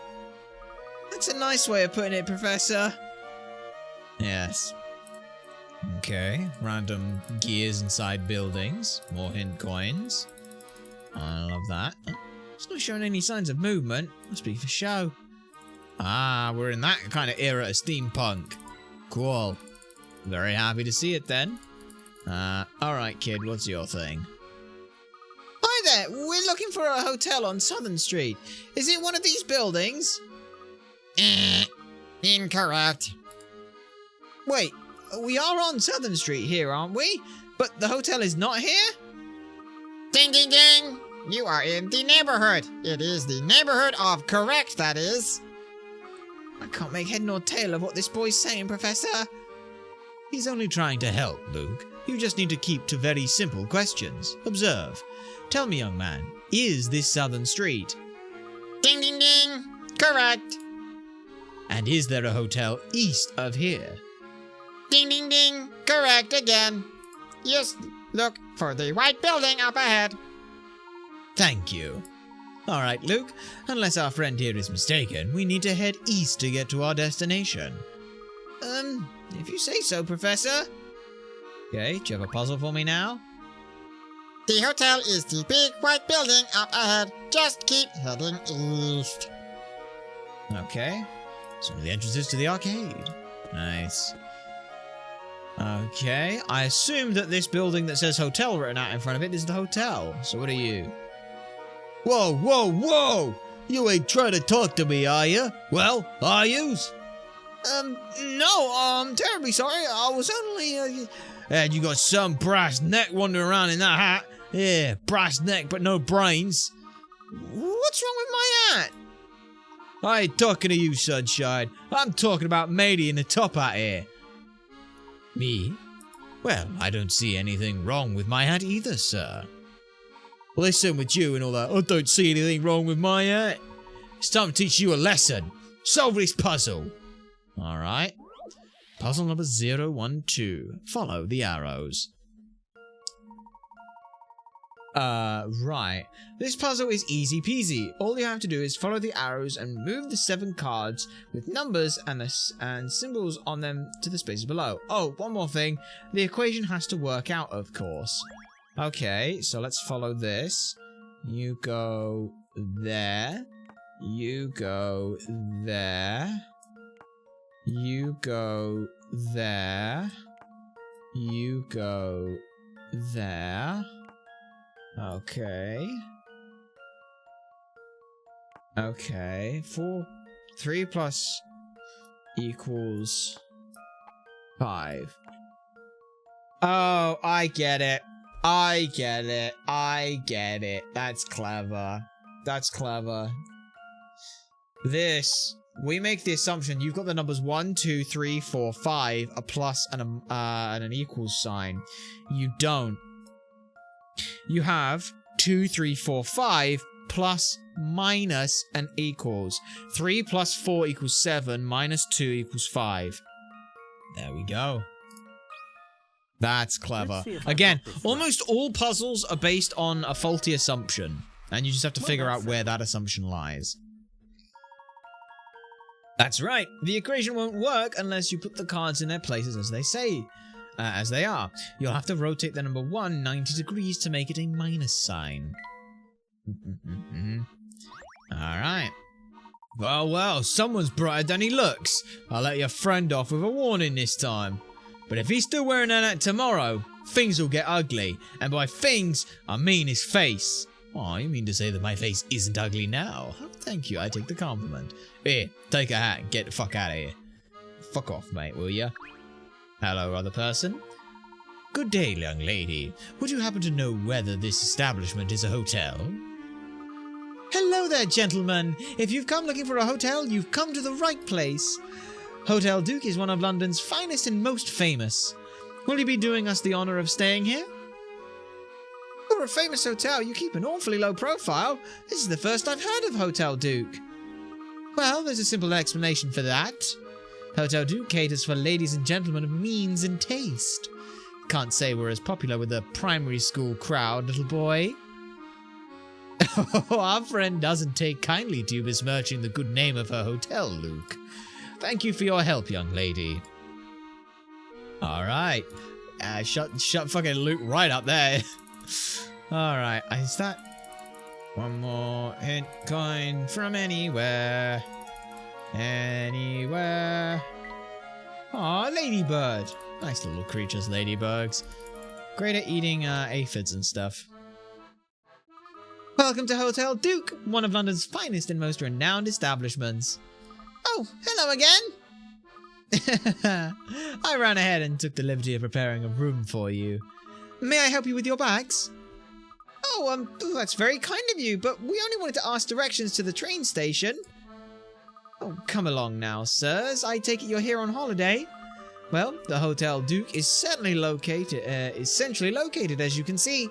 Stay with us and you'll spend less time traveling and more time having fun in the city. You do make a compelling argument, young lady. Location is everything after all. We'll take that room, and do the directions to the train station as well, of course. Please, sir, none of that young lady stuff. Just call me Becky. Now, if I could just ask you to sign the hotel guest book. Professor, are we really going to stay here? Indeed we are. Somehow, you and I have managed to get ourselves lost in an unfamiliar area. As Becky noted, having a central location to return to while we're here could prove very useful. Alright. Looks like teddy bears coming to welcome us. 10 coins. So smell so good that I almost want to eat them. I mean, some flowers you can, if you get the if you cook them right. Dandelions make for a fairly decent soup. Yeah, as long as you cook them. You can do it with nettles as well if you cook them right. You can stew them. Well, stew them into a soup, really. Oh, goodness me. Hello there. You haven't forgotten. You'll have to forgive me. I didn't see you come in. Welcome to Hotel Duke, home of exemplary service and the world's best breakfast. I'm Margaret, the hotel manager. Please don't hesitate to ask should you need anything. Thanks, but what about lunch and dinner? Aren't those the world's best as well? It seems we have a little gourmand here. Well, rest easy, young man. For lunch, we offer sandwiches made with freshly baked, pillowy soft bread. And if you're partial to good roast, our beef with Yorkshire pudding is the best in London.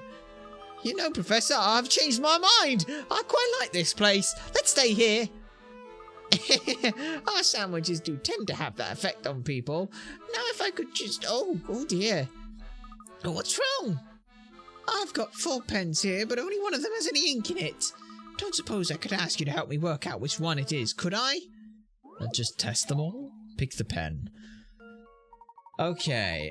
Only one of these 4 pens is actually usable. Use the following clues to find the usable pen. All 4 pens currently have the wrong cap. With the caps arranged correctly, all pens will have 1 white part. Okay, so memo, you are supposed to be white. That's what we learned from there. The usable pen is to the left of the one that should have the green cap. Right, hang on. All 4 pens currently have the wrong cap. Right. Ah, okay. The left of the one that has the green cap. So, we know that the remaining ones, right. So, we know that green can't go... We know from the last line it should be the left of the green cap. We know that green can't go here. Green is not allowed to go here. So, since it's got the wrong... Wait, what? All pens currently have the wrong cap. What? Hang on. So, yeah. Since that's the case, we know that that can't stay blue. So, it should be that that's blue and that's blue, right? Sorry, yes, do you know what I did? I got left and right fucking mixed up because I'm stupid. So yeah, that can go there. Like that. And the reason for that is because the blues can't stay in the same place, so they have to move. And as a result, we know where that is. So it should be C. It should be... The usable pen is to the left of the one that should have the green cap. So that is indeed C. Yes. There we go. As good as solved. Yeah. Also, as well, because you know that you know that the blue caps have to move across. You know for a guarantee that they're the wrong caps, since there's only 2 possible locations. Yeah, I was looking at it like, well, couldn't a blue have a blue? But they're saying it's the wrong colored cap. So yeah. Incredible. You can use pen C. Once you pick them all up, however, it's easy to forget which one was usable. All right. Very nice. Ah, that's the one. Thank you ever so much. Now, if you'd be so kind as to sign your name. Very well. You're all set now, Professor Layton. Oh, and you must be Luke. Becky will show you to your room. Indeed she will. Any other hint coins? Oh, we got another puzzle. I'll be showing you to your room now, Professor Layton. My name is Becky. Please don't hesitate to ask me should you need anything at all. We know your name, Becky. You told us earlier, remember? My name is Luke, by the way. Oh, and there's no need to be so formal. All that politeness makes me feel awkward. Shh, Granny's a stickler for service. I had to keep things formal when she's in earshot. Oh, I see. Righto. Now then, if you 2 gentlemen are ready, I shall escort you to your room. Right this way, please. Oh, it's a lovely room. This room's got the best view of the whole hotel. Lucky for you that it was available. Did you hear that, Professor? What a stroke of luck! Yeah, though, come to think of it, I suppose it's not really luck at all. We haven't had a single guest since we moved the hotel to this new location, you see. So the Hotel Duke used to be located somewhere else? It's a bit of a touchy subject. I'd rather not go into it. I hope you understand. Hey, I was really impressed with the way that you solved the puzzle that Granny threw at you, you know? Well, I do like a good puzzle. Me too. How about this? Solve this puzzle for me, and I'll tell you how to get to the station. Okay. Puzzle number 014. Find the station. Okay. A woman is looking for the station, but it doesn't seem to appear on her map. The map does have one clue written on the back, however. To get from the flower shop to the station, follow the path that the students take from the school to the library.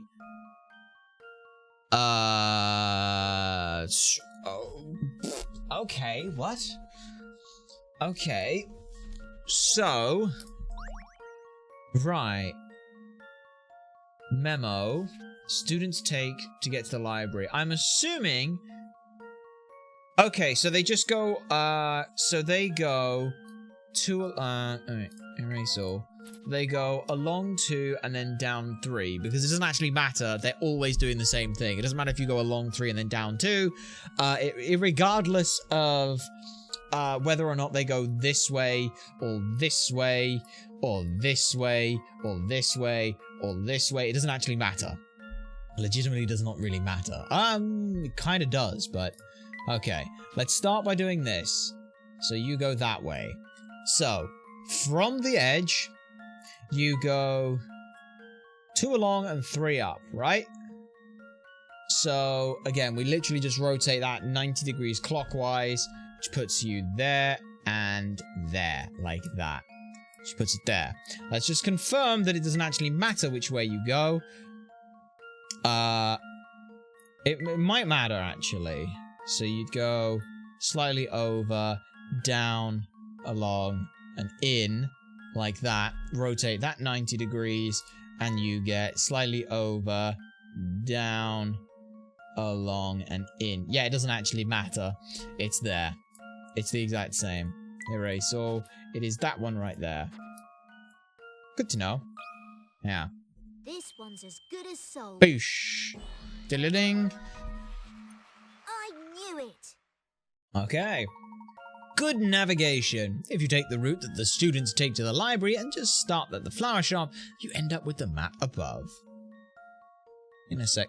Give me 2 moments. I think I'm hearing the little one yelling. Right, no worries. Just wanted to make sure that the little one does have water and everything. She does, so I can feel comfortable. Continuing on. Let's get back on with things. Well, there we go. There are a couple of other routes you could take, but they all end up at the same destination. Yes, they do. Look at Flora! Oh, that's kind of nice. Nicely done. Oh, I nearly forgot you were trying to get to the station. It's not too far. Just keep going east once you leave the hotel. You'll come out onto Flatstone Street, head north, and the station will be on your right. Well, thanks, Becky. I think we'll be able to find it now. Hey, wait, one more thing. What's that? It's a bit of a detour, but you should drop by the arcade on your way to the station. There's a restaurant there that's just scrumptious. It's not a patch on the food we serve here, of course, but it's not half bad, you know? The arcade? You mean that place where the little boy is standing blocking the entrance? Little boy? Oh, you must be talking about Max. I've got him wrapped around my little finger. Just let him know that Becky sent you and he'll let you straight through. Good girl, little one. Good to know. Well, we might as well go through the arcade and see a bit more of the area. Indeed. But first, just looking for hint coins. Look at this box of matches, Professor! It has the hotel's name on it! Tell me, Luke, are you in the mood for a simply sublime patchbox puzzle? Well, absolutely! Okay. How many boxes? Ooh, okay. 2 people, A and B, are discussing the number of matchboxes on a table. A is describing the matches as seen from above. B is describing them as seen from the side, but we don't know which side, front, back, or left or right. What is the maximum number of things. The maximum number on the table possible. So, right.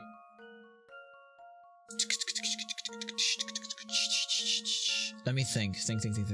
So basically, what we want to try and do is, where we've got this one here, what that means is that we want to make sure that when we view that one, we're viewing as few ones as possible. It's as few as possible.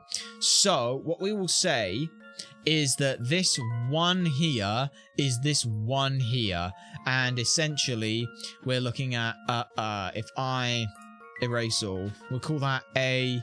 No, I'll do it in small print because it's better that way. A, B, C, and D. We've got A, B, C, and D. Okay, so D, maximum you can have would be putting 2, 2, 2. C's line has 1. You have 3 and 3, and you have 2, 2, 2, and 2. That is the smallest number we could make it, and it's all based on having is having the line of 1 as few as possible. The fewest number that you could need would be slightly different, but the maximum number is more is another fun puzzle. I wonder what the minimum number would be as well. Kind of feel like that could be a fun puzzle. Yeah, little one. Good girl. Is there any way to add any more to that? No, because if you add any to C section, so how many is that then? That is 6, 10, 6, 13, plus 8 is 21. So, is 21 the minimum? Or maximum, excuse me? I'm just trying to look. Is there any other possible option for a smaller amount? No, I don't. Oh, sorry, a larger amount. I don't think there is. So yeah, that'll. Oh, sorry, no, that'll work. I'm gonna say 21, and when it's wrong, I'm gonna cry. Submit. Please be good. How about this? Woo! Let's go. I knew it. All right, and it is the way that I was showing, right? Boxing clever. 21 matchboxes. The above layout allows you to have the maximum number of matches possible. Yes, it does. Because again, you want the row / column with 1 in it to be the fewest number of matches you can see from an aerial view, which just so happens to be there, like so. Beautiful. You got it, my boy. I must say I'm rather impressed. Hell yeah. What I was looking for was fucking hint coins. Which, you know, the cup to cheers. Nice. 3. Nice little cat thing. So, do we have a view out there? Apparently so. Should be able to spend a comfortable night in this bed. Bagsy this bed, Professor! Okay. Let us, head on out. Ah, young man, do you have a moment? Are you talking to me? I am indeed. Luke, was it? Oh, that's right. Well, what can I do for you? Oh, it's nothing terribly important. It's just been a while since we had a youngster like yourself here. That's why I thought I'd welcome you with a gift. A gift for me? That's right. These are all the rage with the local children, I hear. Oh, it's one of those toy cars. Do you have one too, Becky? Me? No way, I'm not into kiddie toys like that. Oh. Not that there's anything wrong with having an interest in toys, of course. I mean, that car is perfect for a boy your age. You have fun with it now. Yeah, I'll try. Don't look so glum, Luke. Collecting miniature cars is a perfectly respectable hobby for a gentleman.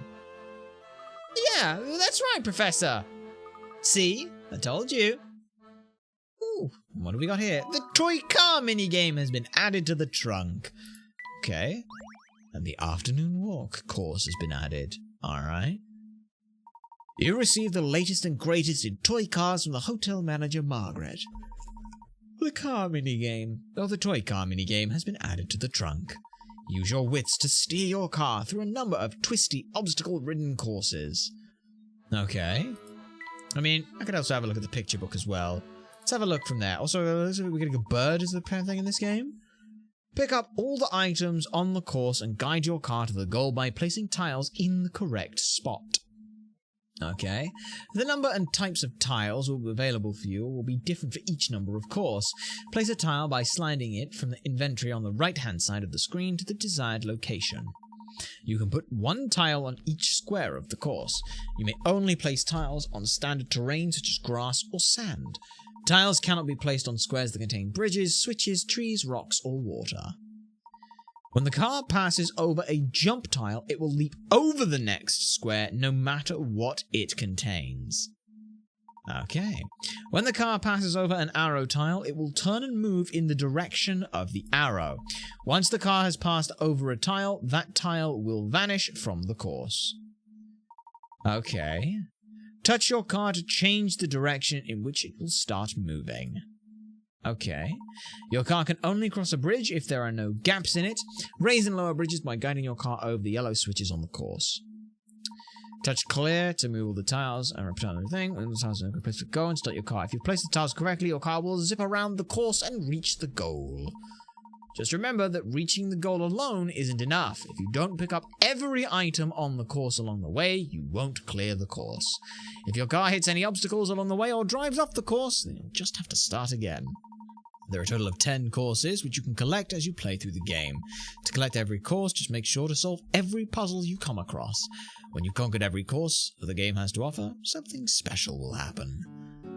Okay, let's give it a go. Right. So, we know the last thing that needs to happen is that. I can turn the car around. Interesting. So...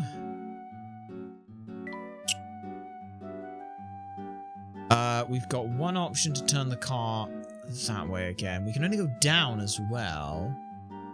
Okay, well, let me have a look at this. See, if I go here, dink, I need to go up, I need to go right, I need to go up, and that works, right? Down, along, up, in.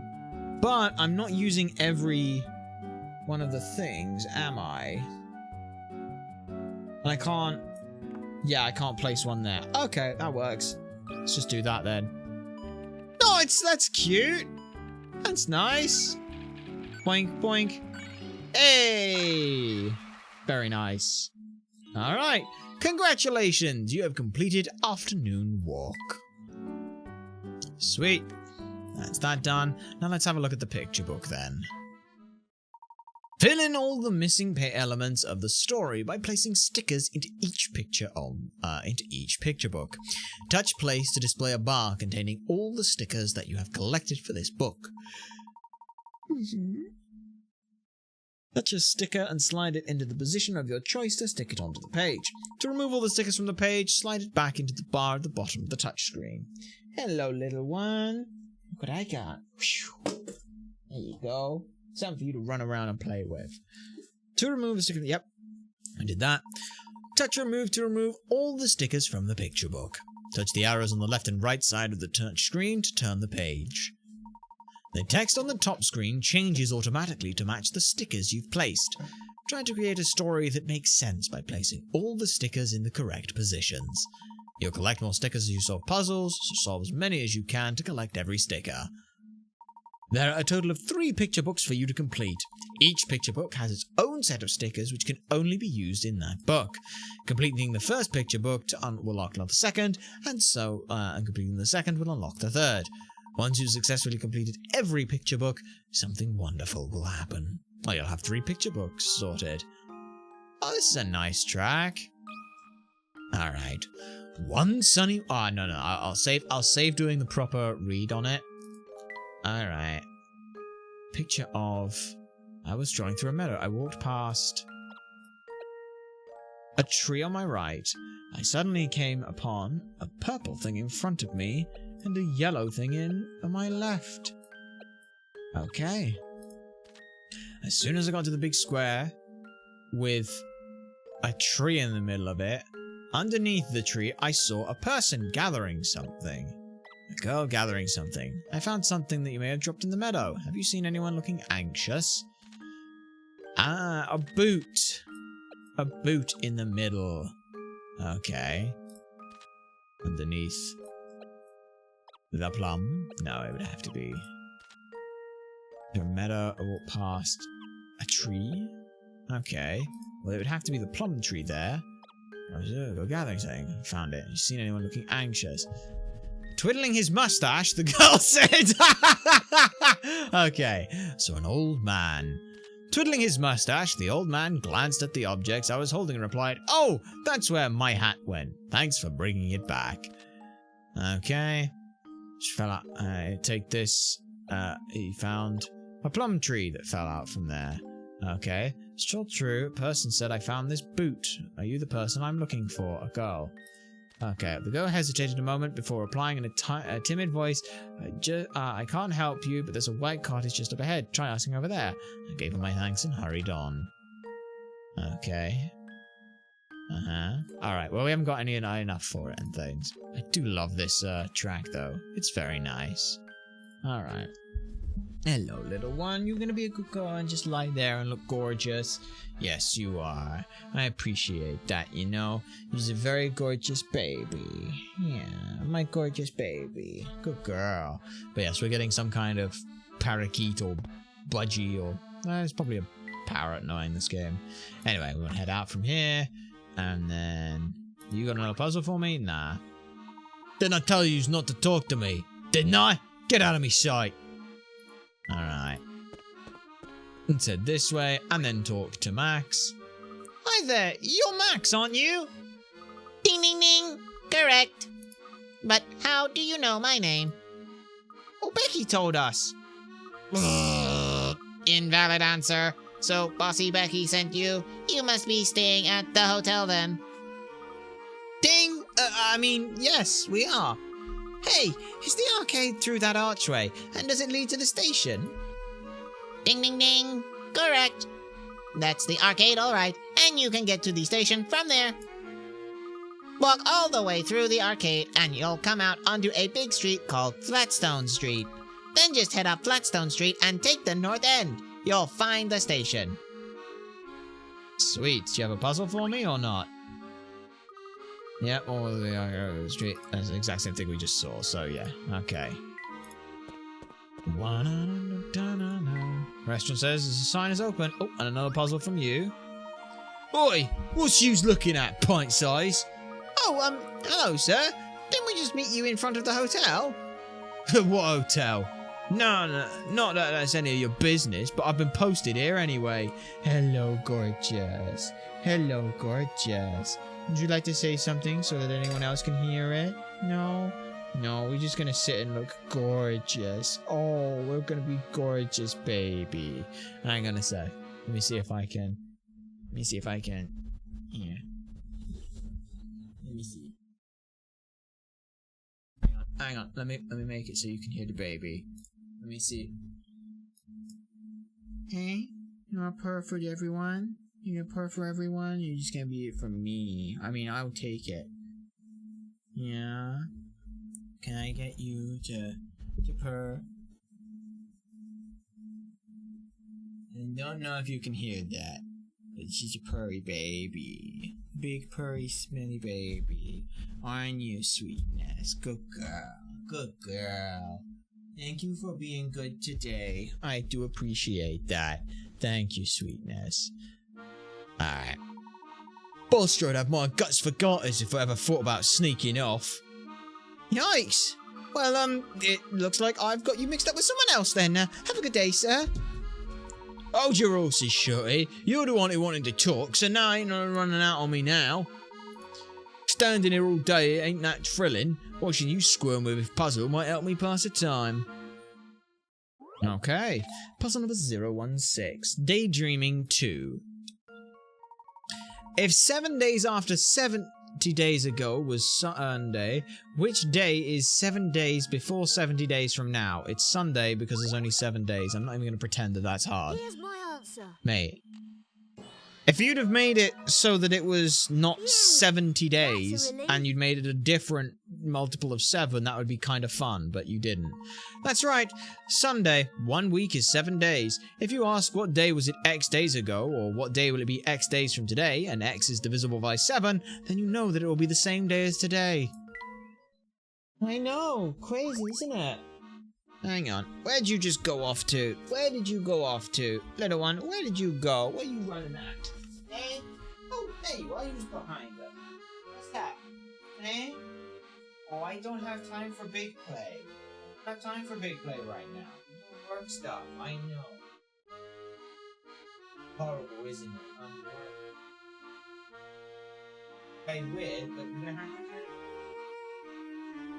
I know. I love you lots as well. I love you lots as well. I can't do big play right now. Enough after that for a bit. Believe me. Alright. Yeah. Okay. What? You solved it already?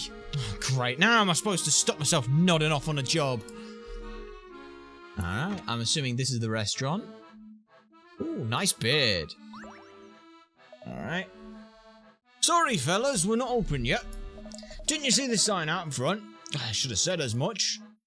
The sign seemed to indicate that you were open. It's no trouble, though. That Max is a lost cause. I've lost count the number of times I've told that boy to check the sign on his way out. Sorry for the inconvenience. Would you like to take a seat and wait? We'll be ready not before too long. I'm afraid we'll have to come back later. We're in a bit of a rush at the moment, you see. Just as well, really. I've got a mess on my hands that needs my attention right now. What seems to be the problem? I can't open the back door. The missus set a new code for the lock when she went out.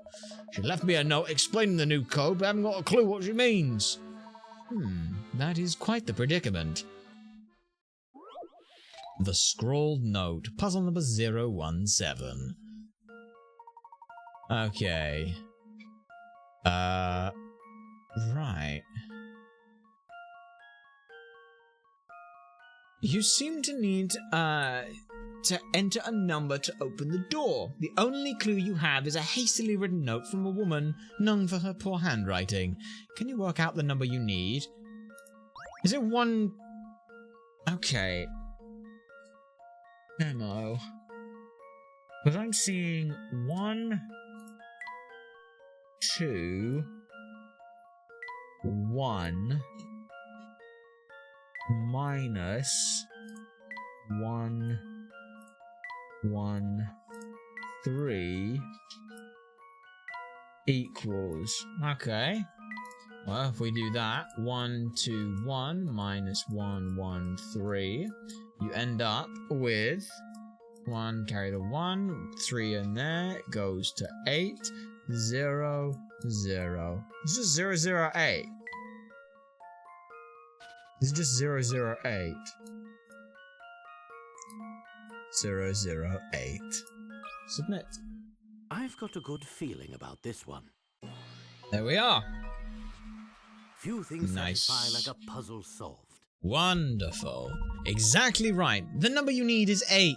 If you look at the note in the right way, you can see that it says 121 minus 113 equals. So of course the answer is 8. Hey. Oh, cheers, fellas. Thanks for that. Thanks to that, I can finally start cooking. Come back for dinner. It's on the house. And I got a banana. Oh, that's nice. Okay. Alright. Okay, through there. Speaking of bananas, got one here. Some yobbo dropped a banana skin here. Ugh, it's disgusting. Oh, what dreadfully uncouth behaviour. Be a gentleman and pick it up, would you, Luke? No worries, Professor.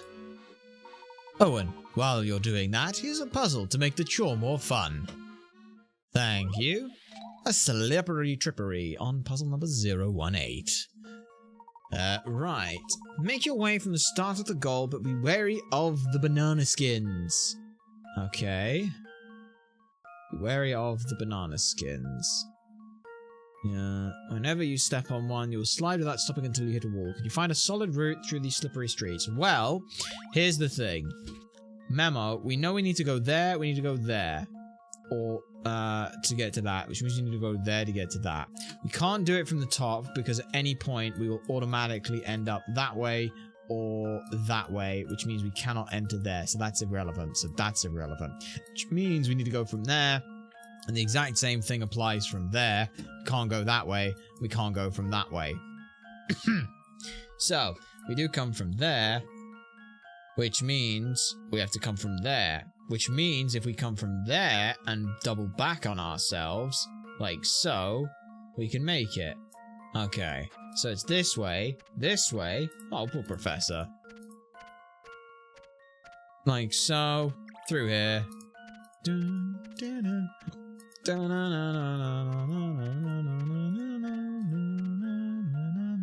one's as good as solved. Wonderful. Okay, brilliant.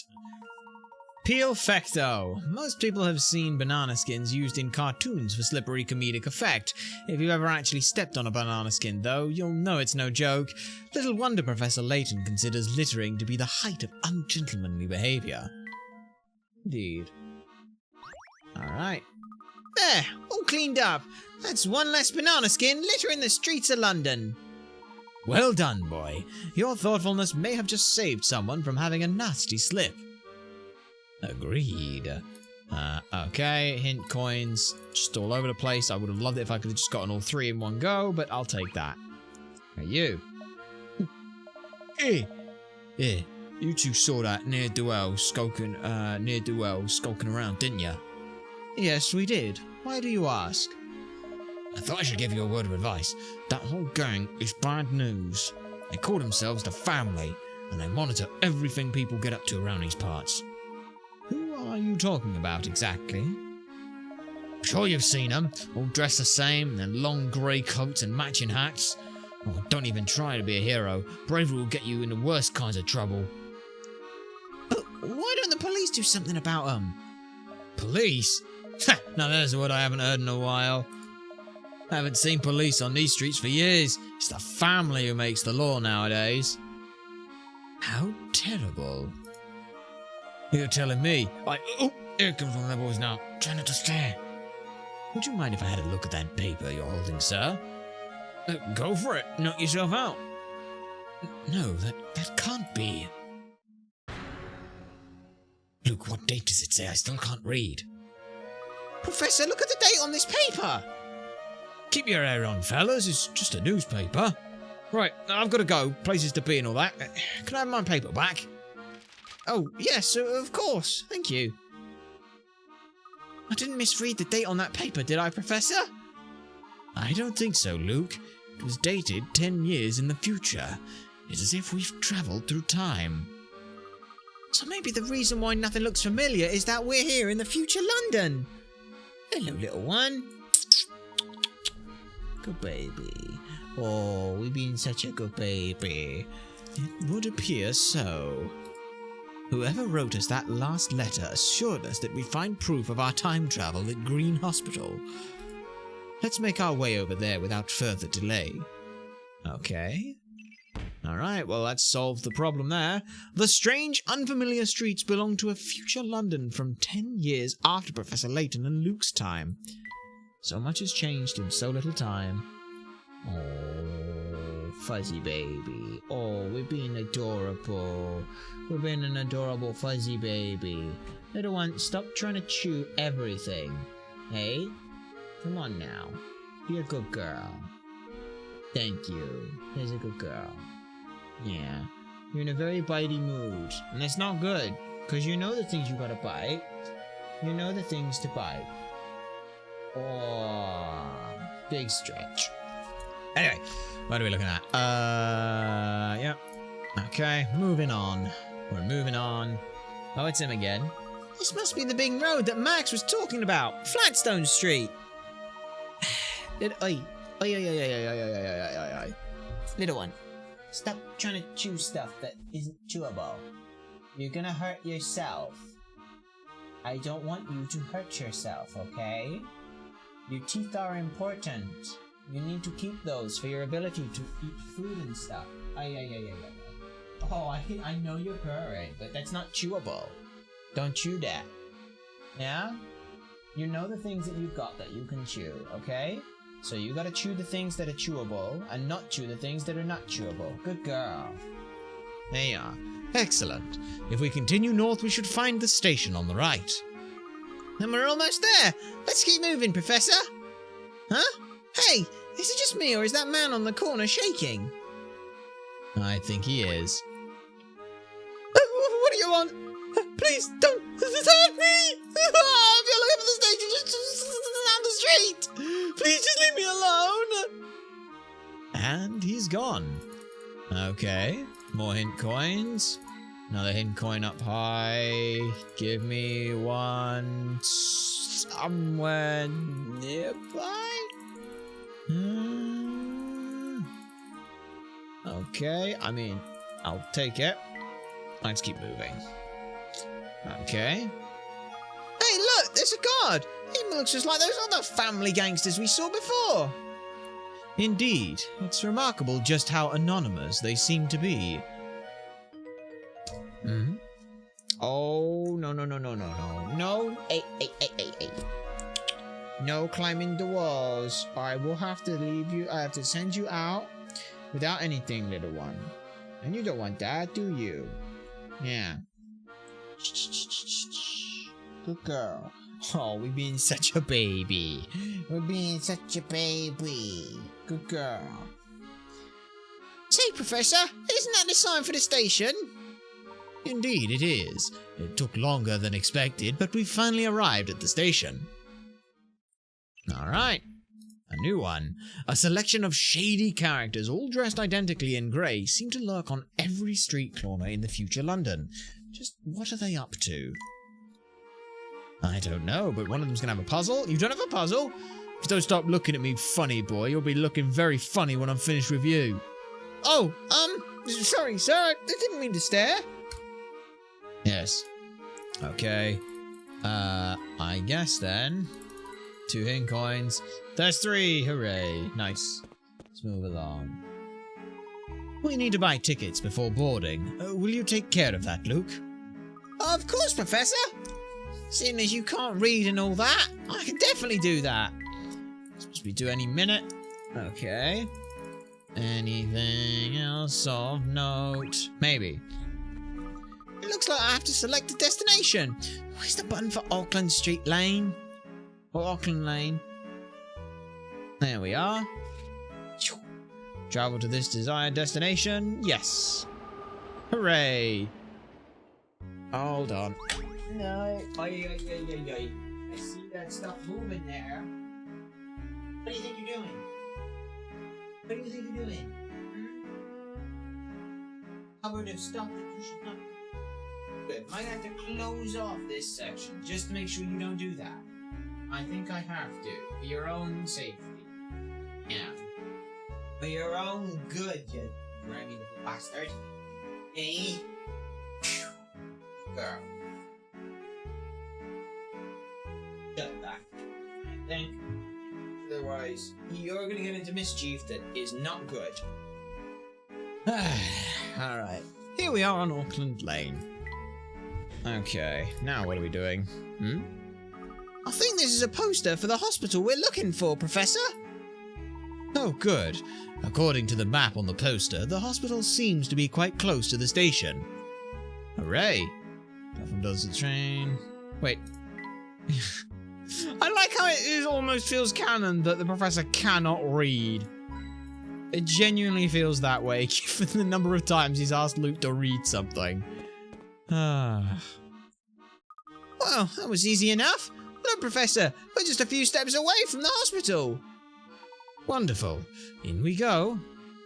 Alright, but first... Wet paint. Looks bone dry to me, though. Well, don't step on it and find out. Come on. Int coin number 1. Well, it's 1 int coin. I guess we're here. Hello. Natalia. Oh, hello. Good day, madam. Would you mind helping us with something? Why not? I've got nothing better to do today. This place is dead.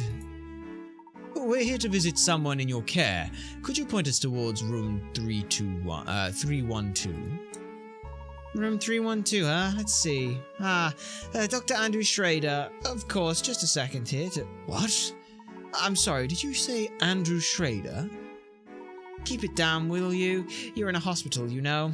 So, are you two relatives of Dr. Schrader then? Actually, no, I'm a former student of his. And your little friend here? He's, well...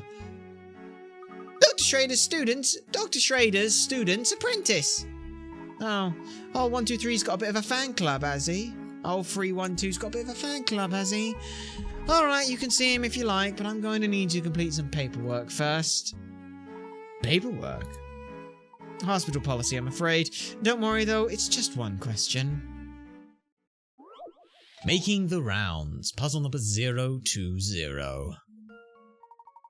A doctor has to visit 9 hospital rooms on her rounds. The numbers of the rooms she needs to visit are listed below. When she's checking the room number, she notices that she always proceeded to a room with at least one digit in common with all of the rooms, with the room she's currently in. She can, that if she always proceeds that way, she can visit all of the rooms in one trip. Which will be the 5th room she visits on her trip? Wait, what? Wait. Hang on, what? It always proceeds to a room that leads to... Oh! Wait, no, what? What? Hang on. There's something, there's definitely something important about this, in so much as... This has to be a... Is this a loop? This can't be a loop then. There's no looping this, so that's fine. Let's go ahead and just memo out. I'm just gonna put right, 18. 18 can go to, if you start there, you can go either to 38 or 71. You cannot go to 71 because 7 doesn't appear on the board again. Wait. 7 and 1, the only thing that's common with that. Oh, that's how it is. This is number 9. This absolutely has to be number 9, or it's number 1. Now it makes sense. That's why there's it's a chain. So yeah, eraser. Okay, all right. Let's start off here at number 1. We go here. Now the only thing that you have in common with 7 and 1 is 18. So you go there. The only thing you have in common has to be this 3. Which puts that at number 3. Now we have several 3s that are available. However, if you go to 6, there's only 2 3s available, so you have to go to a 3 and then a 3 again, which means that this one has to be number 4 and 63 has to be number 5, right? Because then you go 6, 7, 8, and 9. So it's always going to be that one, right? Like that. Pretty sure that's what it is. Let's see if I've got this right. There we are. Okay. Well, that's settled. Yes. Beautiful. There we are. Oh, they did it backwards from us. But again, that just goes to show you, since this is a chain, not a loop, it is that way. Room 63. The digits 2 and 7 are only used once, while the rest of the digits are used at least twice. So her route through the 9 rooms is as is the image above. Whether you start at room 29 or 71, the 5th room will always be 63. Yes. Brilliant. Brilliant. Thanks for that. You can visit Dr. Schrader now. His room's on the 3rd floor. Just take those stairs over there. Picture book. A dead tree. Okay. Up we go. Alright. Strange. No one's here. No one's in here. Perhaps the receptionist made a mistake. Ah, hello, Schrader. You're looking chipper, I guess. Who's that? Oh, it's you, Herschel. Hello. Little Luke. Uh-huh. Andrew? Why the quizzical look, Herschel? Have I got food in my beard again? Oh, don't mind that, my boy. Sit down, sit down. Yeah. You know, I've been hearing some very unsavory rumors about you. Yeah, I think that's ticking in what I was talking about. I don't believe a single one of them. Uh-huh. What sort of unsavory rumors? Oh, come now, we're in present company. Let's not talk of such What things. sorts, you ask? The ones about the hoochie was it? The thingamawizard? Oh, drat. Oh, drat, you've I forgotten. seem to have forgotten them completely. Well, never mind all that then. Okay. Okay. Oh, this is a puzzle. Have a look at this X-ray. Do you think it's Dr. Schrader's? I believe so, but there's something odd about it, Luke. Have a look here. Puzzle number 022, X-ray vision. Alright.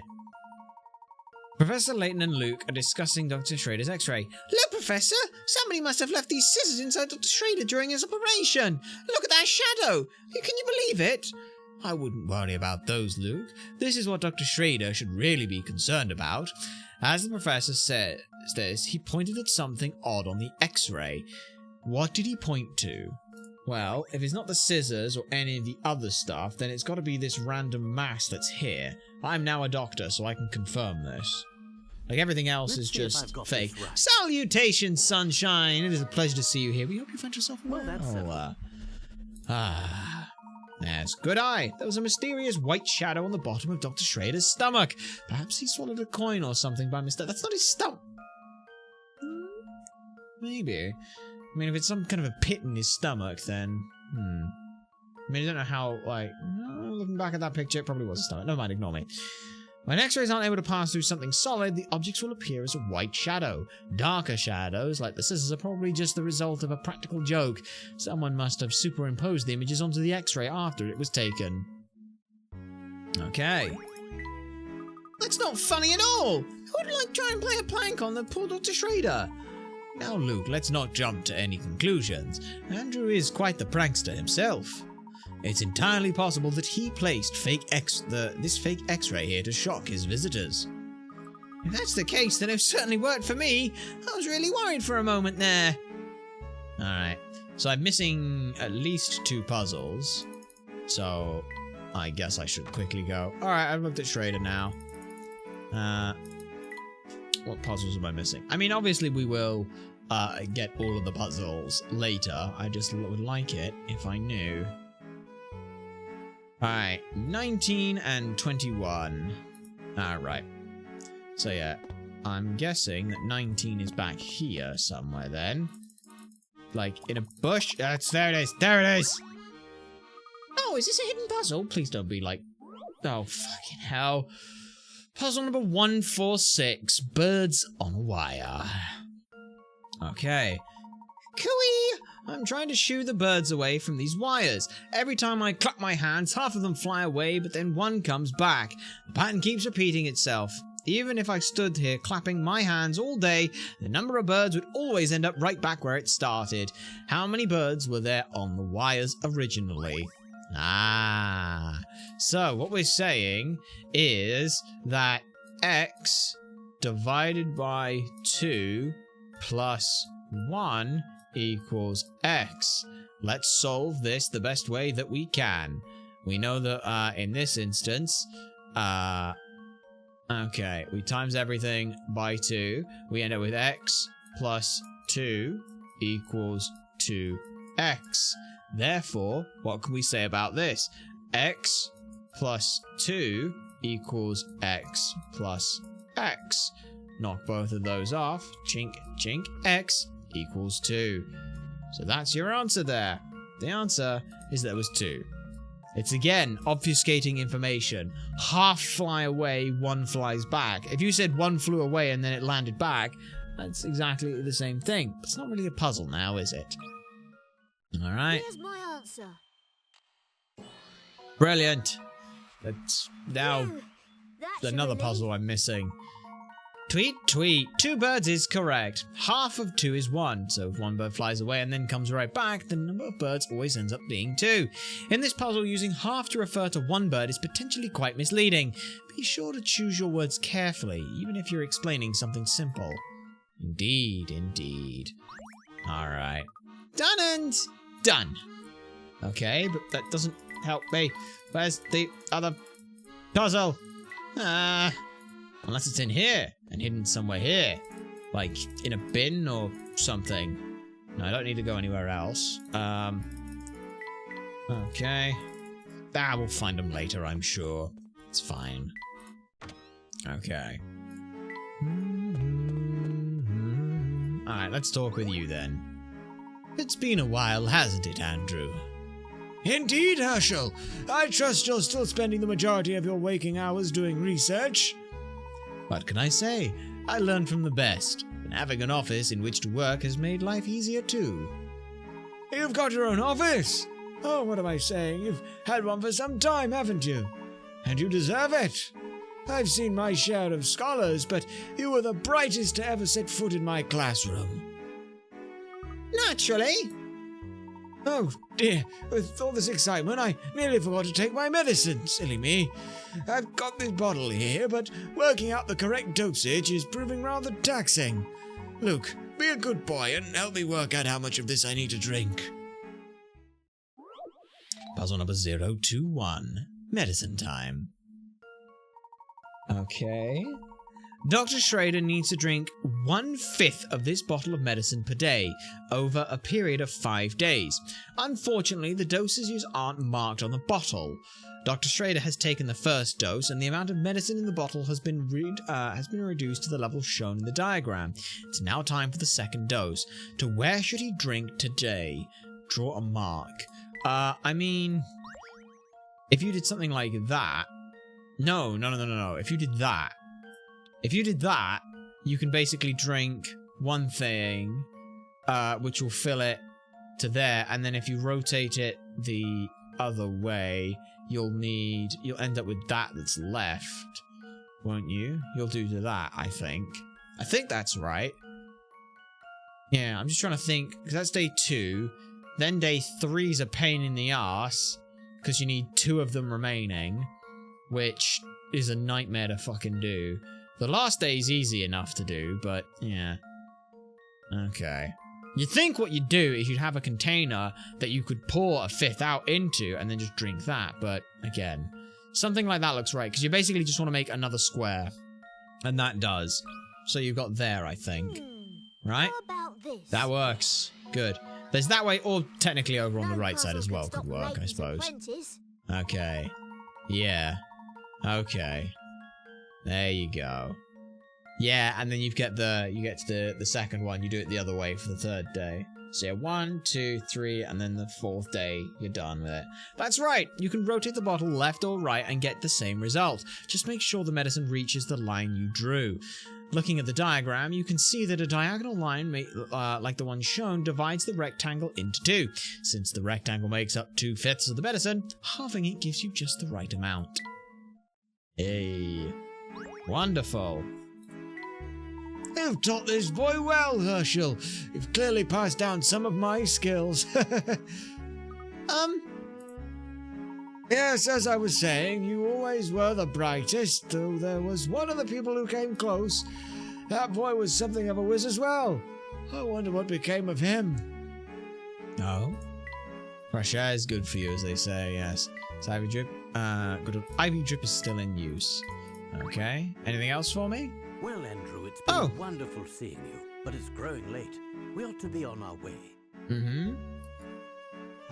Busy as always, I see. Do drop by again when you have the time, won't you? Will do. But before you go, I have something of yours I should return. I've been looking after her for some time now, you see. Yeah? What have you got? The keys to my car. The Layton mobile! I won't be needing her anymore, so you can take her away.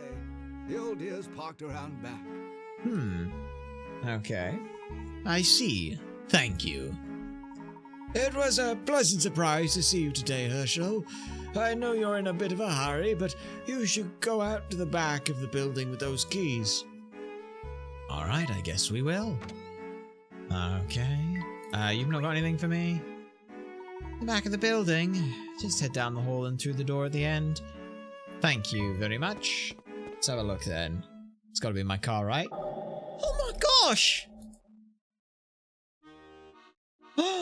No, she's in a state of disrepair! Aw, that's a shame. Oh, but, yeah. Why, it appears to be my beloved Layton mobile. That's what I thought too! I've never seen anyone else with such a funny-shaped car after all. Funny shaped? I'll have you know that this is a classic, my dear boy. Judging by the dust and dirt on it, it must be. It doesn't look like anyone's been taking care of your car while it's been parked out here, Professor. Indeed. It does appear to have been exposed to the elements for quite some time. Why don't we see if it still works? We won't need to rely on the train anymore if it does. That's an excellent suggestion, Luke. But what's the matter, Professor? Someone's installed a peculiar lock on the door. Who could have done such a thing? Okay. Puzzle number 023. The hidden number. You've been given 2 keys to the Layton mobile, but there's no keyhole in which to insert them. Instead, the door can be opened by entering a certain number. What number is hidden somewhere in the key? The number is hidden somewhere in the keys. Okay. So, if I can rotate them, I'm guessing that it's 47, looking at that. No, that's the first thought that comes to mind. That is a 7, right? It's not a 1? Yeah. And there's not some... Hang on. There's not some other option, right? LH? Yeah, no. It's definitely 47. Okay. 0, 4, 7. That's not a 0. That's a 4. Okay, there we go. Submit. Let's see if I've got this right. Boosh. Brilliant. Just as I suspected. Okay. That's right. The hidden number is 47. You can see this number when you put the ends of the keys together. There we are. Nice. There we are. It's finally opened. Alright, start her up, Professor. Assuming it does. Yes. I don't think it will. What's this? The engine won't start. I mean, the engine's probably filled with crud and crap and sediment, and yeah, you got to turn her over a couple of times. It has been 10 years since we last saw the Layton mobile, Well, Professor. since we did, we don't know how long it's been since it's been turned I over. wouldn't be surprised if there was a broken part or two. Yes. Oh, look, Professor. There's something on the passenger seat. Okay, what is it though? Professor, I hope that by this hello. point you're convinced that this is the London of the future. Okay. Now that we are on the same page, I'd like to explain to you the secret that's plaguing London. I'm guessing it's the family. However, I think it would be best to discuss this issue in person. Okay, well, let's discuss this issue in person Meet me then. at the Gilded 7 Casino on Flatstone Street.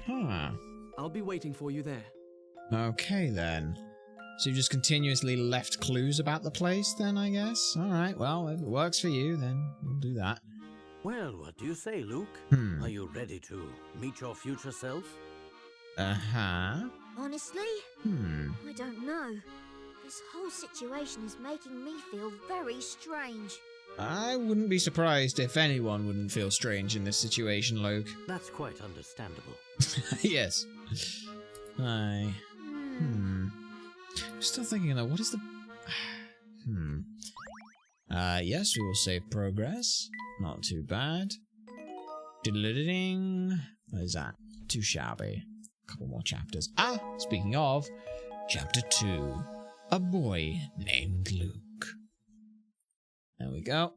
Some of these chapter titles, by the way, are ridiculously long. Are you getting used to moving around and investigating the city of London? Well, here's some advice to keep your investigation running smoothly. Some puzzles will disappear from their original locations as the story progresses. But there's no need to worry. Most of your unsolved puzzles are sent off to a certain spot for you to solve at your leisure. Visit there often to track down puzzles you've missed, and try to complete every puzzle in the game. Also remember that some puzzles do not disappear from their original locations. These puzzles can be solved at any time by returning to the place where you first found them. Okay. But I haven't missed a puzzle yet, apparently. Or if well, I've missed number 19, but that's not what I meant. Okay, back through here. Okay, you've not got a puzzle for me, do you? Casino on Flat Street. Yeah, there's one, but I'm not sure that it's the kind of place you can take kids. Don't worry, madam. We're just meeting a friend around there. Do you happen to know where on Flatstone Street the casino is located? Nah, sorry, it's not my scene. You should ask someone in the area. Yes, I suppose the residents of Flatstone Street would be able to tell us. Thank you. Alright, gotta check with you. You ain't got anything for me? Hey, where's Dr. Schrader gone? Well, our visit did seem to put him in high spirits. Perhaps he ventured out for a walk. Okay. Oh, something here. A hint coin. Thank you for turning down the bed. Okay. Not relevant. More coins. More coins. Anything? Hey, there we go. Sweet.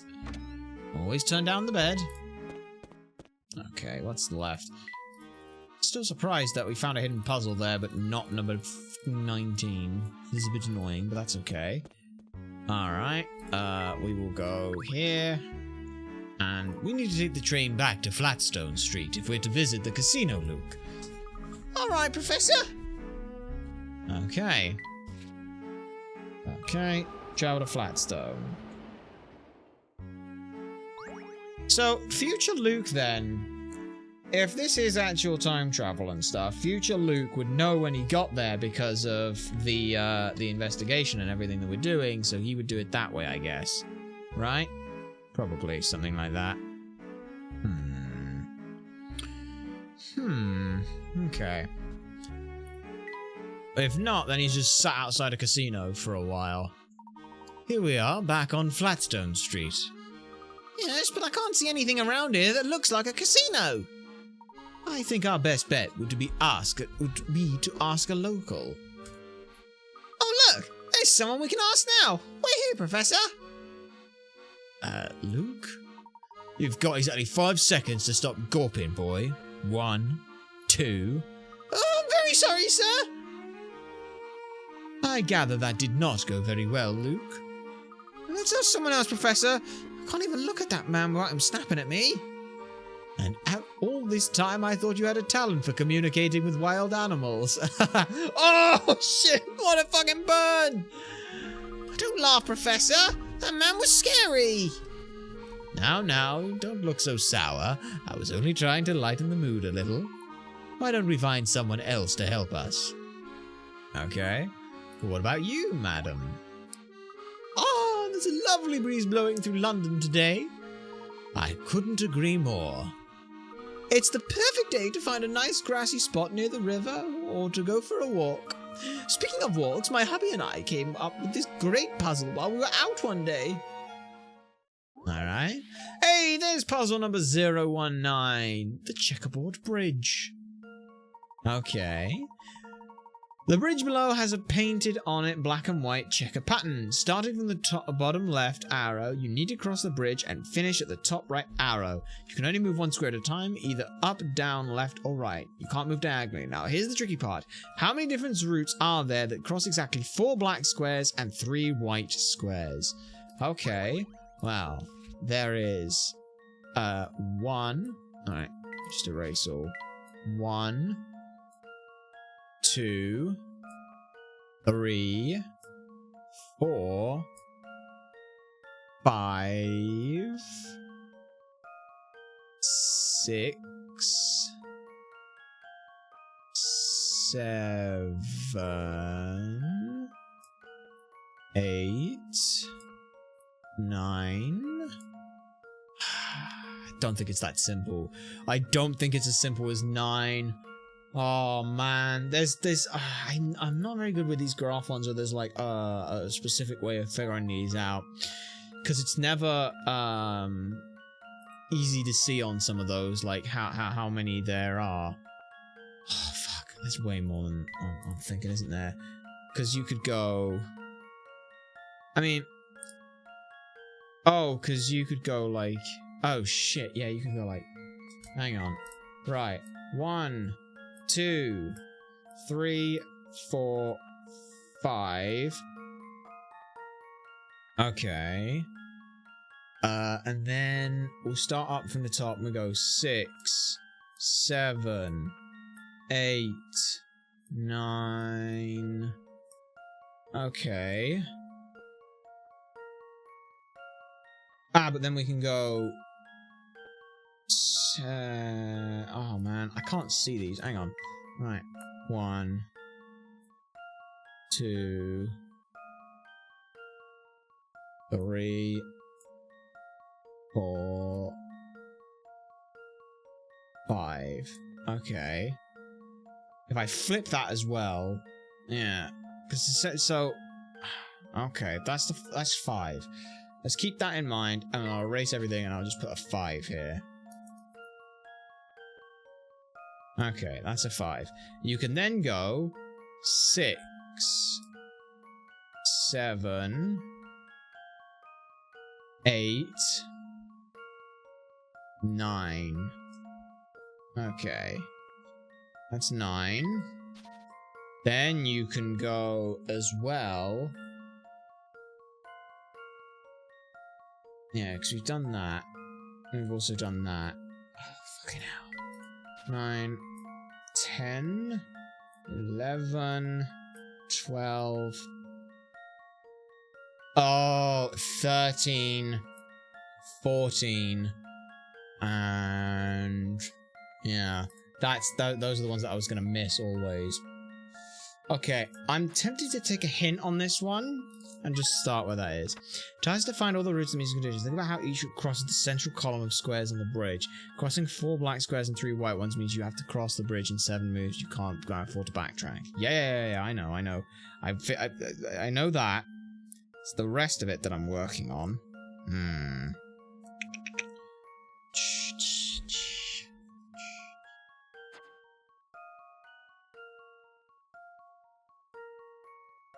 Weird question. It's not... I have no basis for thinking that it's 15 outside of that there's 15 squares here. Hello? What's up? Because let's see, there's 2 possible options there. There's 2 possible options there. There's only 1 possible option there, and you can't afford to go back.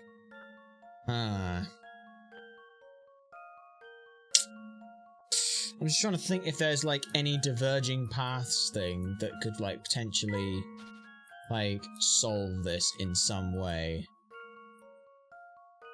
I don't know if that is a thing that works. Someone who's smarter at mathematics than us would be able to tell you a way to show what you're trying to do.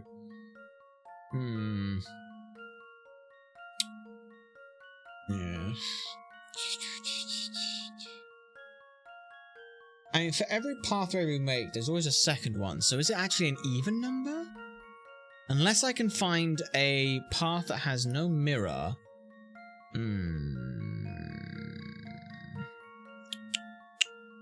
Or no rotation, sorry. Wait a minute. Unless the rotation is the exact same...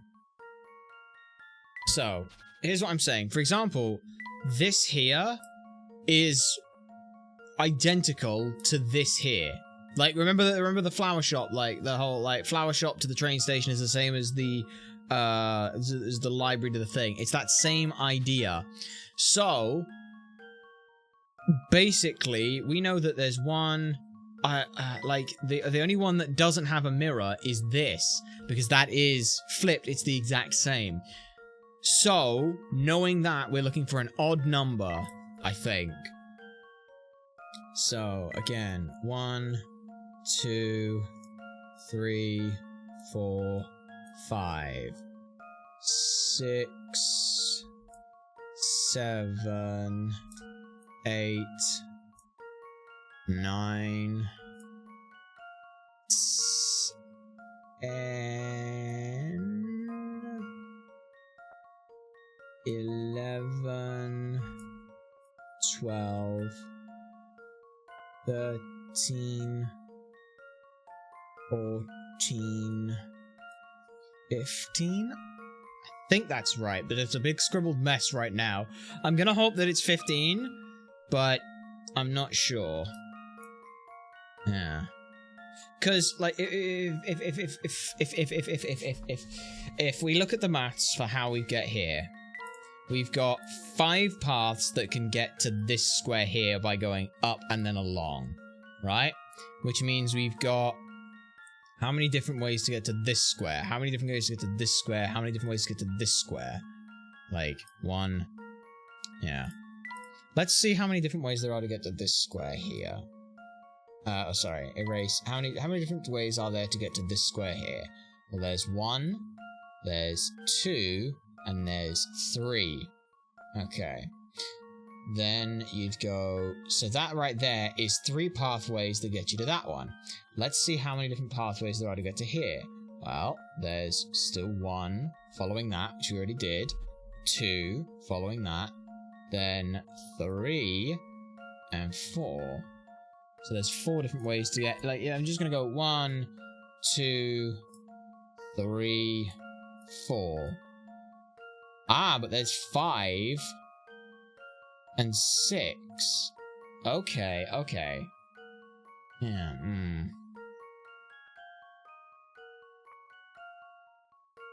You know what? I'm gonna take another fucking hint coin just in case. Once you've worked out the pattern in the routes that work, just go ahead and count them one by one. As a hint, mention 1. Backtracking won't work. Keep the other conditions in mind and you should be fine. What? Come diagonally. Yeah? Different routes. Oh man, different routes. Does that include mathematically the same route but rotated? I'm gonna put in 15 and hope that it's 15 because I was able to get 15 and it felt like that was right. I don't know. If I've got this right. There's probably some mathematical way that you can better describe and explain that, and I'm sad that I don't know and it hurts my head. There are 15 different routes. Yeah, you go to the top corner once, then down 3, 4, 5. Then you go up as far as you can, and then along 1 earlier, then 2 earlier, then yeah, that's a clever way of doing the transition point. But you can see there, the bottom second one is the mirror image one. That's why there's 15 and not more, not an even number. Interesting. Very interesting. Okay. You're a clever one, aren't you? Nice work there.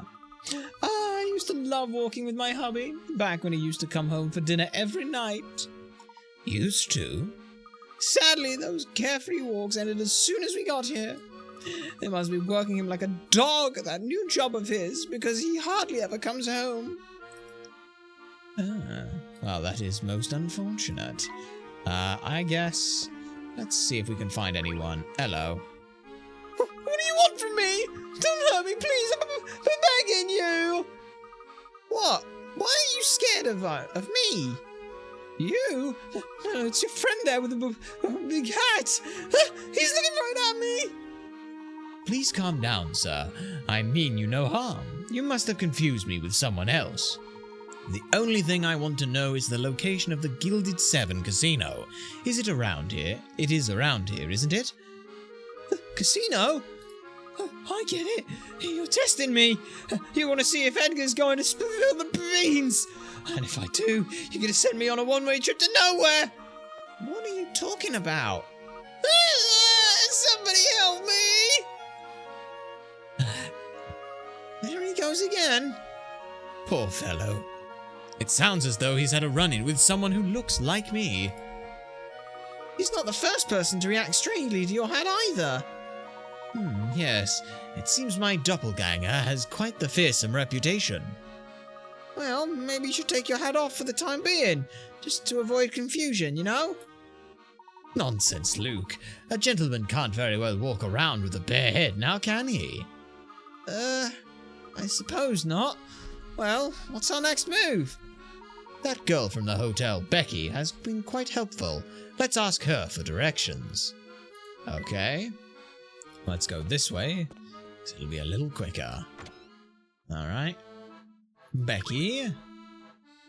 Huh? You're looking for the Gilded Seven Casino? Yes, we're supposed to meet someone there. Well, if you say so, but I think you ought to know that the place is a favourite family haunt. We appreciate your concern, Becky, but we really do need to go there. Alright. Oh, good. Granny's asleep again. I don't think she'd be too keen on me directing you to a hotbed of criminal activity like that. Oh, we don't need to worry about our safety, do we? Not that I'm scared or anything. Good. Bravery is an admirable character trait, even if it can get you into trouble. So, anyway, you know where Flatstone Street Station is, right? Just head north from the square in front of the casino. You'll see the casino eventually. I had a feeling it was somewhere around there. You did? How come? One of the family's thugs was guarding the way north when we passed the station. I thought there might be something dodgy up there, but I couldn't get past him to see for myself. Well, you might be alright this time. Those thugs move around from post to post pretty often. Good to know. Yeah, it really doesn't sound like the best security plan, does it? Go and see for yourself. There's a good chance you'll be able to pass now. Becky? These are our guests. I'm sure they have better things to do than listen to you blather at them. No need to worry, madam. Becky was just giving us directions to our next destination. Oh, is that so? Well, as long as she's being helpful. You got anything for me? No. Not again, gentlemen. Do have a pleasant time about town. Yes, and you. Yeah. The establishment you're looking for is looking at a puzzle. Yeah, okay. I just wondered if you had a puzzle for me. Apparently not. That's fine. You don't either. A casino? With that kid? Are you balmy or what? No, sir, you misunderstand me. We aren't going to gamble, merely to meet with a casino ain't no place to take a child. Even I know that. Wow, it's really nice of you to worry about me. Indeed, but you really needn't be concerned about the boy's well-being, especially when we have no Look, mate, you don't take kids into a place like that, and that's the end of it. Damn. Very nice. And Max, you got a puzzle for you? You've got a puzzle for me. Hey, listen to this. I came across a brilliant puzzle the other day. Want to hear it? A new puzzle, eh? Where'd you find it, Max? It's a secret, but if you solve the puzzle, I'll tell you. What do you say? Want to try it? Sure. Alright then. Puzzle number 024. No-go arrows. Oh. To go from the start point to the top left of the green flag in the bottom right, move horizontally or vertically. However, you can't move in the direction the arrows are pointing, and you can't go over the same square twice. Oh, so it's the... okay. So we can only go... So we have to take this way. Can't go down from that. We can't go down from that. Which means we can't go down from that. We can only go... yeah. So... You can't be... Hang on. Start point in the top left. Okay, yeah. That's fine. Yeah. So, let's look at squares that are definitely out. We need squares that let us go down a couple of different times. And some of the only ones that do... are a little difficult to get to, but I'm thinking that if you go I can't go there from there, but you could go up and then down, couldn't you? Sorry, I'm just... This way goes... Yeah. Right, so this way goes here, and then you go here, like that. From here, you'd have to go right, so you'd have to take this one, because you can't go down into it. For this one, you can go up into that, which takes us this way, so we'd have to come up from this, because you can't get to that from any other point. This one you can go this way, this one you can go this way, this one you can go this way, this way you go here, you go here, you can go right, you can go right, you can go up, you can go up, you can go right, you can go right, you can go that way. So, let me just check that. I want to head down from the top. Can I do that? Yes. I want to head right. I can do that. I want to head right. I can do that. I want to head down. I can do that. I want to head down. I can do that. I want to head left. I can do that. I want to head left. I can do that. Technically, I could also go there. Could I not? And go that way. No. No. No. I have to go this way, this way, this way, this way, right? Yes. Okay. Yeah. So I want to head down. I can do that. I want to head down. I can do that. I want to head right. I can do that. I want to head right. I can do that. I want to head right. I can do that. I want to head up. I can do that. I want to head right. I can do that. I want to head right. I can do that. I want to head down. I can do that. That's good. How about this? Yeah. Nice. Okay. No puzzle can stop Layton's apprentice. That's right. You can reach the green flag if you take the route shown in this image. Considering each square individually is the way to make it to the end. Also to kind of go backwards. Because, like, you got to realize where you can get to. Oh, God. Alright. Ding, ding, ding. Correct. Thank you, my friend. So, where did you find that nice puzzle? You're going to tell me now, aren't you? You are going to tell me now, aren't you? Ding, ding, ding. Correct. I found it by touching a suspicious-looking spot. Suspicious-looking spot? Ding, ding, ding. Yeah, if something looks a little fishy, just give it a bit of a poke. If you're lucky, a hint coin or puzzle will appear out of thin air. Wow, that's amazing. Yeah, you need a sharp eye, though. Those hidden items could be anywhere. If you touch an area and something happens, well, you could say that's a good sign. What kind of thing might happen? Oh, you know, maybe you'll see a splash of water or puff of dust. If you see something like that, touch the same spot again. You never know what you might find. Hey, we got a mushroom for picture book 2. Oh, wait, do I have everything for this picture book then? Tell me I have everything for the first picture book. That would be so nice. Right, a dead tree. A dead tree. Place his hat. Yeah. Okay. His hat, thanks for bringing it back. Plum tree, he gave me a plum. Go find it. I found this boot. I wonder if you're the person who dropped it. Costed many thanks. Said hello there. Tasty looking banana. Okay. Oh, it's done! Read the book? Oh, I would love to read the book. Alright. Lost and Found. One sunny morning, I was strolling through a meadow. As I walked past a dead tree on my right, I suddenly came upon a boot in front of me and a hat on my left. I wonder who dropped these, I thought to myself. I couldn't just leave them there, so I decided to take them with me. As soon as I got to a big square with a plum tree in the middle, underneath the plum tree, I saw an old man gathering something. So I said, I found some things that someone dropped in the meadow. Have you seen anyone looking anxious? Twiddling his mustache, the old man glanced at the objects I was holding and replied, Oh, that's where my hat went. Thanks for bringing it back. Here, take this by the way of thanks. It just fell out of the plum tree. And with that, the old man handed me a delicious-looking plum. As I strolled on through the meadow, I bumped into a girl and said, I found this boot, and I'm looking for the person who dropped it. The girl hesitated a moment before replying in a timid voice, I can't help you, but there's a white cottage just up ahead. Try asking there. I gave her my thanks and hurried on. It seemed likely that the boot might belong to someone in the cottage, so I walked over to it and knocked on the door. A kindly old lady opened it and said, Hello there, can I help you? Peeking inside, I couldn't help but notice there was a tasty-looking banana on the kitchen table. I found this boot, and I'm looking for its owner, I replied.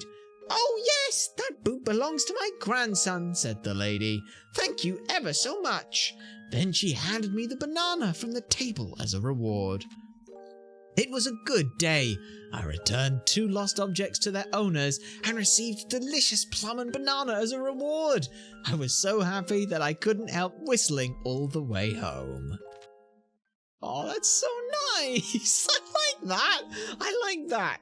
That was nice. I love the music track as well. That's fun. We'll look at the second picture book later when we've got more things for it. But that's nice. I like that. That's nice. I very do so much enjoy that. Let's have a quick peek in here with this guy again. You got anything for me? Sorry, fellas. Kitchen's not ready to start cooking yet. Alright, well that's fine. Just looking at this menu is making my tummy wumble. I bet it is, Luke. I do approve of the china. The teacup is quite exquisite. I'm sure it is. Alright. You ain't got a puzzle for me? No. Whoa, whoa, whoa, look who it is. Hello, sir. Sorry to bother you mid-shift, but do you know where the Gilded 7 casino is? Gilded 7? I ain't your dad or nothing, but ain't you a bit young to be hitting the tables?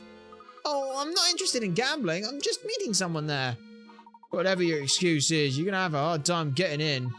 Boss Bostro hates kids, you see. Can't stand them. He'll have your hide if he sees you in his casino. So I'd stay away if I was you. I see. Well, thanks to knowing that I'm alive in the future, I know that that doesn't happen. So as a result, I can just go there for... Oh, hello, bird! Aww. Look at that bird in the sky over there, Professor. Oh, what a beautiful colour it is. That's no ordinary bird, Luke. It's a parrot.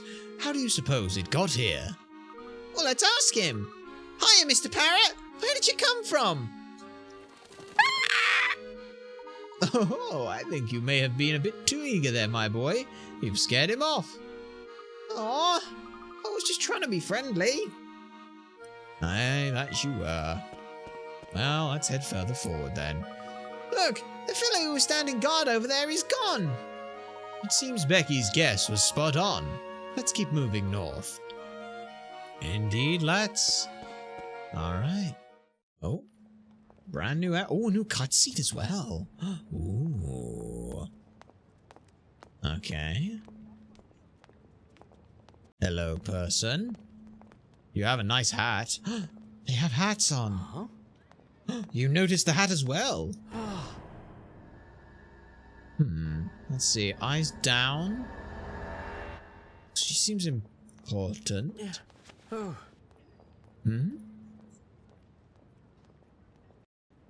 Huh? Professor?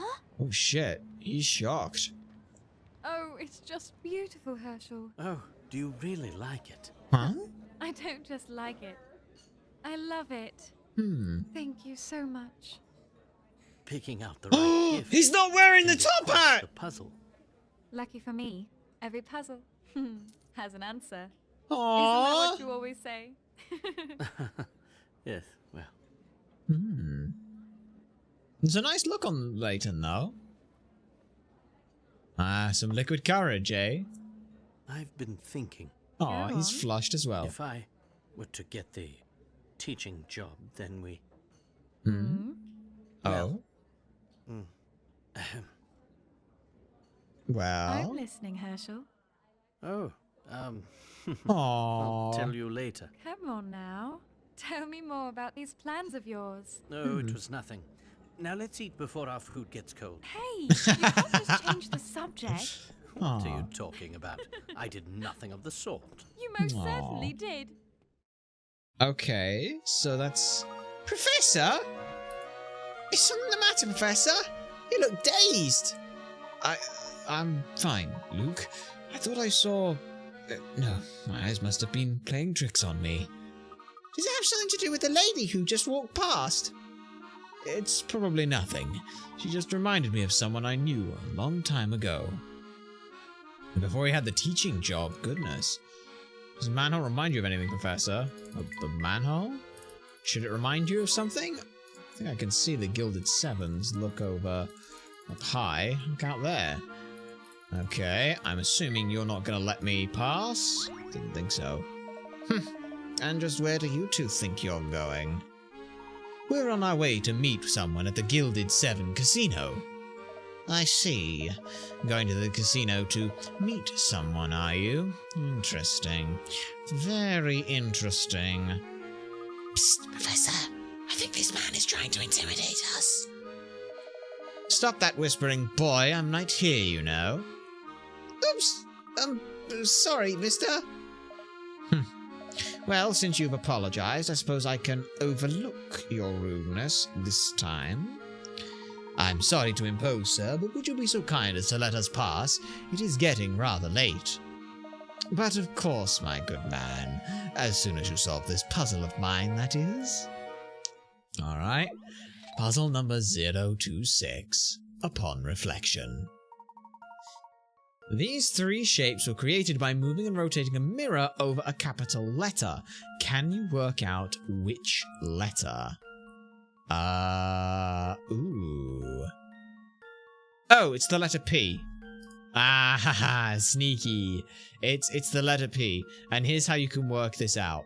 You know that since it's rotating there, and that's you basically just look at the line of symmetry and try and piece things together. So from the middle one, we know that it's got to start by looking like this. From the third one, if we rotate it around, we can see that it curves at the top, like this. From the bottom piece, we know that it curves like this. We know there's nothing else here, so we know that it's, so yeah, we know that at the bottom piece, there's no extra piece, so it's not like a capital A, it's not a capital B, or a capital R. We know that it's P. That's a fun one. Yep, and it looks like that. Good job. Let's see if I've got this right. Boosh. Hell Well, yeah. that's settled. Very nice. Nicely done. And there you can see the lines. The answer is P. It's hard to believe that one letter can create such different shapes, isn't it? Reasonably. Very nice. Well done. You've proven yourselves worthy. So I will provide you with a cryptic but valuable warning. Danger lurks about that hat of yours. You'd best watch yourself around here. Why is everyone so fixated on my hat? Do you know someone else with a hat like mine? If I told you, it would kill all the suspense, wouldn't it? I'll leave that little mystery for you. Alright, we got Cocoa. Sweet. Okay. Wow, now that's a casino. I think it's safe to say that we've found the Gilded Seven. I can't wait to see what it looks like up close. Okay, first and foremost... Oh, splash of water for a hidden puzzle. Professor, look over there. I think I've stumbled across a hidden puzzle. Puzzle number 144, Mr. 820. One of the 5 people shown below has a very unique nickname, Mr. 820. It's a rather odd moniker, I'm sure you'll agree, though apparently everybody who sees this person thinks it's just perfect. Well, who is Mr. 820? Right. Well, immediately, I love how this game has decided, like, puzzles about clocks and things are the big thing. You could make an argument, there are a few people who we could argue that it's not. I think, judging by the era that this game is in, it is not you. Yeah, it is not you, and it is not you. Yes, on that. Now, see, here's the funny thing. IIIVXX could show that you are 820. There's an 8 there, and like a 2 and a 0 with a dot, but that's clothing. Notice how both of those two are like, they're all wearing like clothing stuff that's related to it. Also as well, it's not IIIV for 8, that would be 2, which is weird as shit. It should be VIIIXX for 820. However, those are hats. That's a hat that he's wearing with 820, and that's like a piece of paper and a shirt with it. You need something that is always Mr. 820.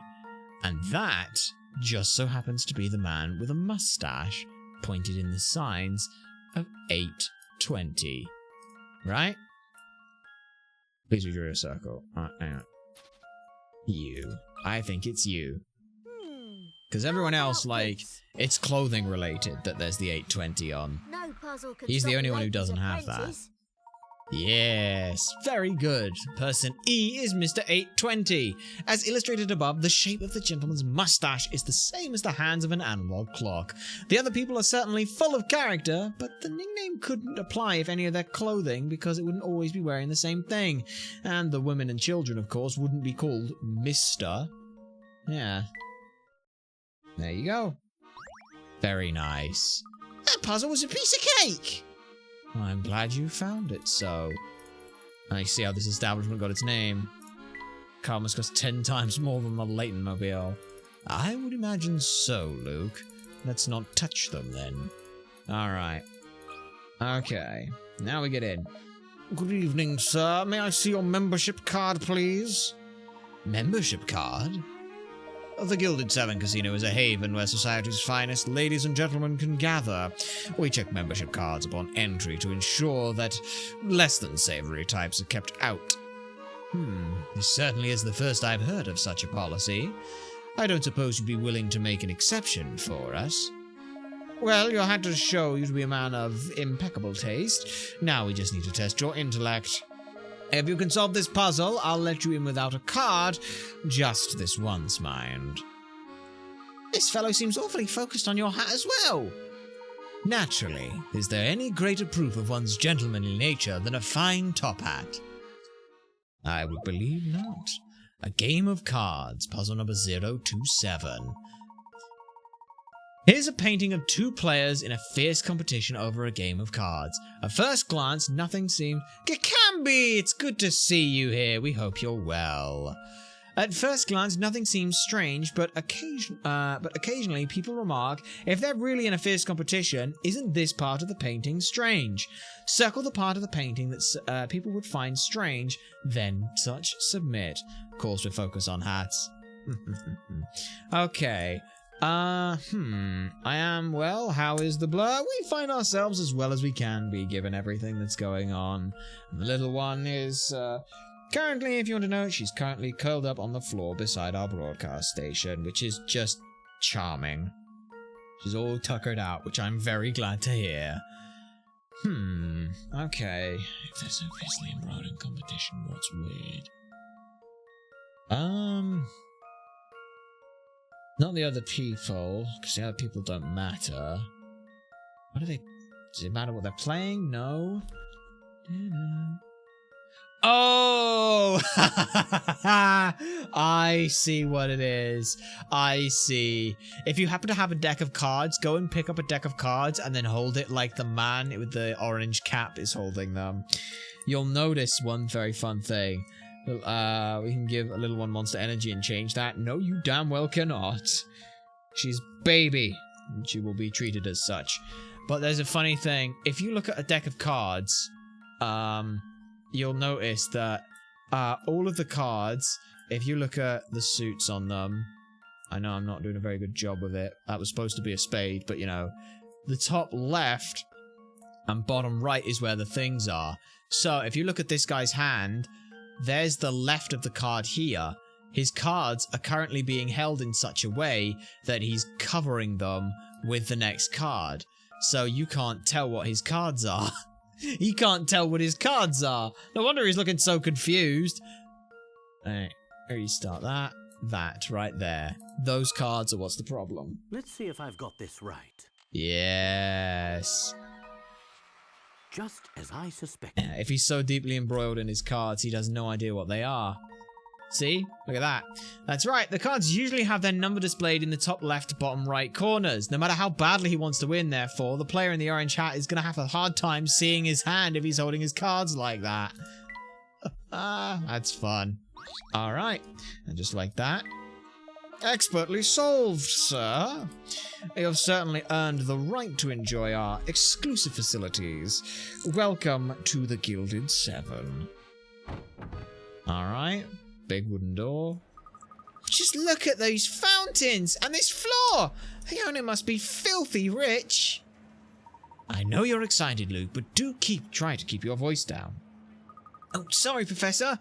It's just this place is so impressive. When I play poker, I often do that so no one peeks when they're walking around for drinks. That is a good idea. It's that or you just lay the hand down. I understand the feeling. It's also quite large, so finding your future self here may prove difficult. Yes.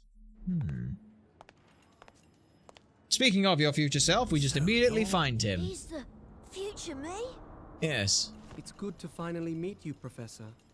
Or rather, I suppose I should say it's nice to see you again. It's me, Luke Triton. Hello, Luke Triton. You're definitely the same kid, right? Yes, I know, it's weird seeing myself at this point. Hello, Luke. Oh, look at that. He's got a tie and a shirt and everything. That's quite nice. Hi, Professor. Oh, you're talking to him. You're talking to me? Yes, this is going to get rather confusing, isn't it? This is going to take some getting used to. I'm not surprised. I can't believe how small I used to be.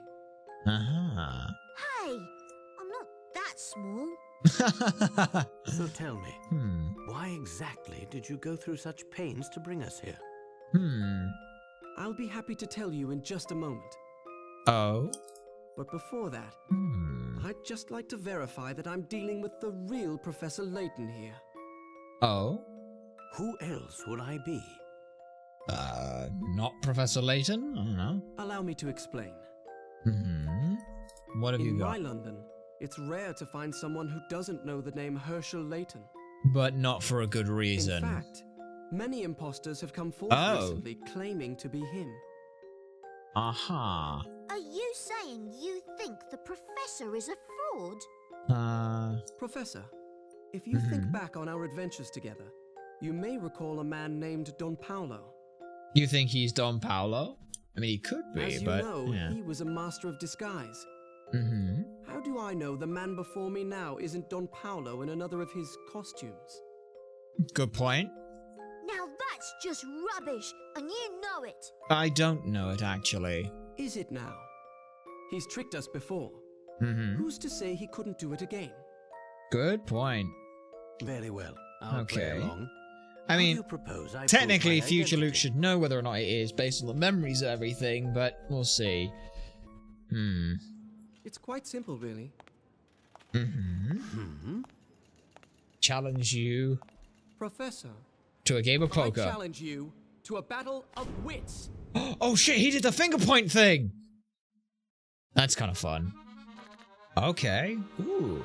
What exactly do you have in mind? As a cautious man, I'm sure you have questions about my identity as well. Therefore, I suggest we each prove our identity to the other's satisfaction. To this end, I propose that we demonstrate the power of our respective intellects. I've prepared a puzzle that only can be solved by someone as insightful as Professor Layton. Should you find the solution, I will give you the chance to present me with a similar challenge. If I am who I say I am, I should have no trouble solving whatever you throw my way, should I? Let's get started. Before us are 4 cards arranged according to the following set of conditions. First, a heart is next to a diamond. Second, a club is not next to a spade. Finally, a heart is directly to the right of a club. Using just these 3 conditions, I challenge you to find the spade amongst these 4 cards. Alright. Memo. A heart is next to a diamond. So, what that means... a club is not directly next to a spade. A heart is directly to the right of a club. Okay, so we know that H, C, and D looks like that. And we know that a club is not next to a spade, so it has to look like that, right? The heart is next to a diamond, and the heart is directly to the... Wait, no, sorry, I've done that the wrong way around. Right. Heart is here. We know that directly to the right is... directly to the right of the club is the heart, so it looks like that. Then we know... This is the second time today I've got left and right backwards. I'm so sorry. Then we know that a heart is next to a diamond, so it looks like that, which means that the spade must be remaining here. We have to work out where the spade is. Bang. Like so. Yes, that is indeed the location of the spade. Impressive, Professor. Nice. Thank you. Now, if I may present you with a puzzle of my own design. Nothing would please me more. Okay. Good. I appreciated the idea behind your puzzle, so if you don't mind, I'd like to suggest something similar. Here are the conditions for my 4 cards. A club lies directly to the right of a heart. A diamond is on the far left or far right and has a heart next to it. Finally, a club is also the far left or far right card. Wait, but what? No. Are you able to find the spade using these conditions? Wait, but hang on, far left and far right are covered, but the middle are covered as well, and neither of those can be a spade. Trick question, there are no spades.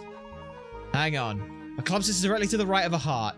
One of the cards on the far left or far right is a diamond, and next to it is a heart. The other card on the far left or right is a club. A club sits directly to the right of a heart. So yeah, there are 2 clubs, I think. I think it's club, heart, clubs. Yeah, I think it's spade. No. There's definitely not one there. Club sits to the right of a heart. Yeah, there's not a spade there. I know there's not a spade there. I can tell you that much for certain. But I can't work out whether it's 2 spade, or 2 clubs or 2 hearts. It might be 2 hearts and a club and a diamond either side. You almost had me there, Professor. But as you know, this puzzle is flawed. It's unsolvable. Is that so? Yes, I tried several solutions, but none work, given the condition you've set forth. Oh, really? Tell me, did I ever state that the 4 cards on the table included 1 card from each suit? So the answer is, there is no spade. Yes! It is diamond, heart, heart, club. I was right. Precisely. This was a trick question, but it makes a pertinent point. In the puzzle you issued me, you failed to specify that the 4 cards included 1 from each suit. Leaving in a loophole like that can make the puzzle unsolvable. The same omission can also open the doors to alternative solutions. You initially presented me with a puzzle that, when examined closely, is actually incomplete. That was the real test you set out for me, was it not?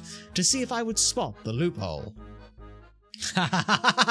That's clever. You're the genuine That's Professor. very clever. And you proved it twice over. I'm glad to see that I've finally convinced you. Okay. To be honest, I was convinced from the beginning. But you couldn't... I just couldn't pass up the opportunity to pit myself against my mentor in a battle of wits. Ah, that's kind of nice. I'm flattered, I suppose. Ooh. You don't sound so happy. So? Out with it! Why did you call us here?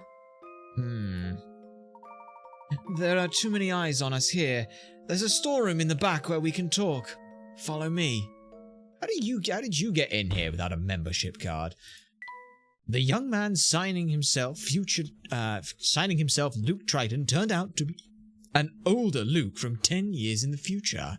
He wrote to his old trusted teacher to request his aid. Okay, assuming that is the case.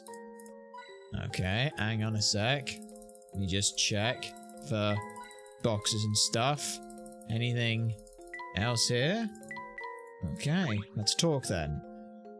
Professor Layton, Luke, welcome to the London of the future. Still not convinced. You saw Dr. Schrader, didn't you? You must have noticed the toll that time has taken on your mentor. Yes, we saw him. And what of fair London? You've walked around enough now to see how she's changed. Could you imagine there being a casino in this sleepy part of the town back in your time? Yeah, everything's changed. What's happened to the city? A genius appeared. An evil genius who turned the city on its head. Oh, I know where you're going. Don Paolo took over the city, didn't he? Don Paolo? Oh no, I'm talking about a truly brilliant man. Someone the 3 of us know quite well. The guess here is that it has been the future Professor Layton, based not solely on the hats and everything that people have been concerned themselves with, but actually the question of why would future Luke need the assistance of an old Professor Layton and not just the Professor Layton of London? And there are 2 possibilities. 1, Layton is dead, or 2, Layton is the problem. Well, if it's not Don Paolo, then who is it? What do you think, Professor? I really couldn't say. Really? Well, who is it? I've just got to know. His name is Herschel Layton. The evil genius is you, Professor. What? I was afraid you'd say that. Well, that can't possibly be right. I'm sorry to say that it is. They call him the devil in the top hat, and he rules London from the shadows. It's common knowledge for people in this part of London. Ah, yes, that explains. In the future, the city of London is the thrall of an evil Layton. The sight of the Professor, who looks just the same as his future self, is enough to spark fear amongst the local people. Tell me more, Luke. What? Well, I don't know any more than you do, Professor. No, I meant the other Luke. Goodness, this is getting rather complicated, isn't it? Tell me, Luke, how did I rise to rule over all of London? Where to begin?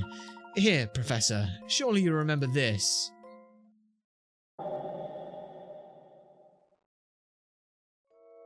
Of course! This is an article about the accident that happened just the other day.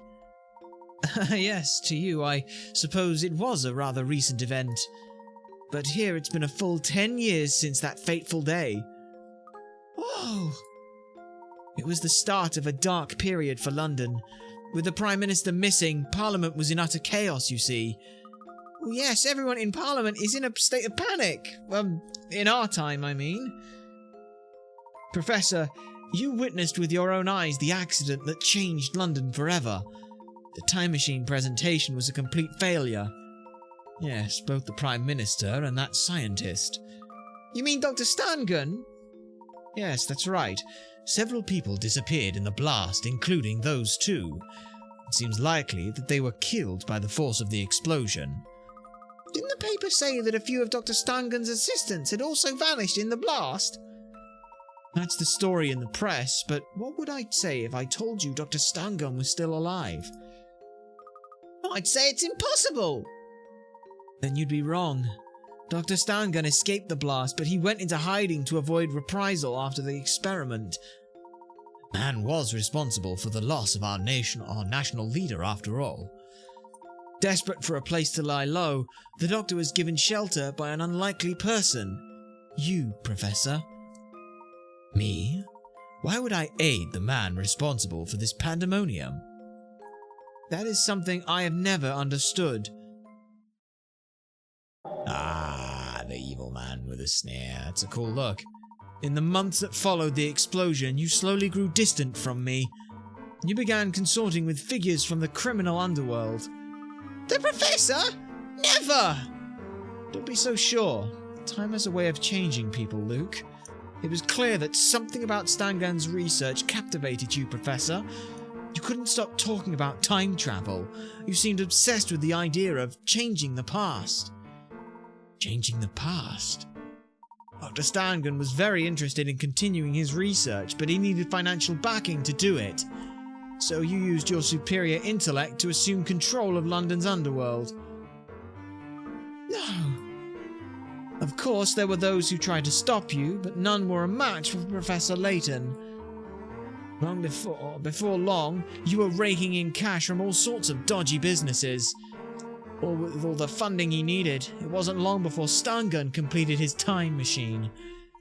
Time machine? You mean... That's right, the time machine in the clock shop on Midland Road. Though I suppose completed is the wrong word, as the machine is far from complete. How so? It doesn't allow the user to select a destination. You can select neither the place nor the time you wish to travel to. In fact, it would be more accurate to describe it as a sort of tunnel between two time periods. A wormhole! Precisely. And by sheer chance, this wormhole opened in the clock shop and crosses the 10 years between our two times. This gives us the ability to move back and forth between your present and mine. So you use the wormhole to get the message to us and bring us here. One thing is bothering me, though. This wormhole is obviously very important to my future self. Surely the Layton of this era must keep a close eye on it. How did you gain access? I'll get to that, but right now there's more pressing business I'd like to attend to. Go on then. Tell us why you called us here. Always one step ahead of me, eh? You haven't lost your touch, Professor. I wish to enlist the help of your help in stopping Herschel Layton. You want me to stop myself? Even as we speak, the other Layton is working to build a fully operational time machine. He's been ducking back into your time to gather every bright scientist working in time travel. But why bother going to the past to find scientists? There must be plenty here in this era. Actually, many of the experts in the field were lost when Stangun's presentation went awry. Layton had no choice but to travel back to the time before the blast in order to gather talent. Sorry, yes, just checking on the little one and things. Things are already bad, but if Layton manages to build a fully functional time machine, who knows what could happen? Someone has to stop him from completing his scheme, but the only person who might succeed is... me. That is what you are going to say, is it not? Exactly. We have to fight fire with fire. No one else stands a chance against him. But how? I'm not familiar with this future London. I wouldn't even know where to start looking. That's one obstacle we'll have to overcome together. Layton's actions are shrouded in secrecy. His base of operations, however, is well known. We can start our search for him there. You mean this casino isn't the future professor's headquarters? No, this establishment is just one of his many ways he makes money. His headquarters are in the heart of Chinatown. Well, let's visit the place and see if we can learn anything more. I must admit, Luke, there is still quite a bit about this situation that I find dubious. However, I see that the only way to get to the bottom of this is to go and find this man claiming to be me. I thought you'd say that, Professor. Don't forget me, I'm coming too! Of course you are. If I can't count on myself for help, then who could I count on? Thinking about what you just said makes me feel sort of dizzy. Well, I hope you get used to it soon. I'm going to need your help in stopping evil Layton too. Oh yes, there's one more interesting fact I should mention, Professor. Yes? There's no record of a scientist matching Dr. Stangun's name and description. It appears to be a false name. Is that so? Whoever he was, he took pains to hide his real identity from the people at the presentation. Now that you mention it, few of the guests seem to know the man. What would motivate Stangun to use a false name? What was he planning? Another interesting question we may hope to answer along the way. It just doesn't make any sense. What are you thinking, Professor? Well, we can talk more on the way. For now, we should head back to Flatstone Street. Alright. The evil Layton and Dr. Stangun. And we got a lot open. So, the letter from Luke. A grown-up Luke used a time machine to send the letter back to the present, requesting the help of his former teacher, Professor Layton, in rescuing the chaotic future city of London. The shady characters dressed in all grey are members of a gang under the control of future Layton, the boss of the London underworld. And the evil Layton.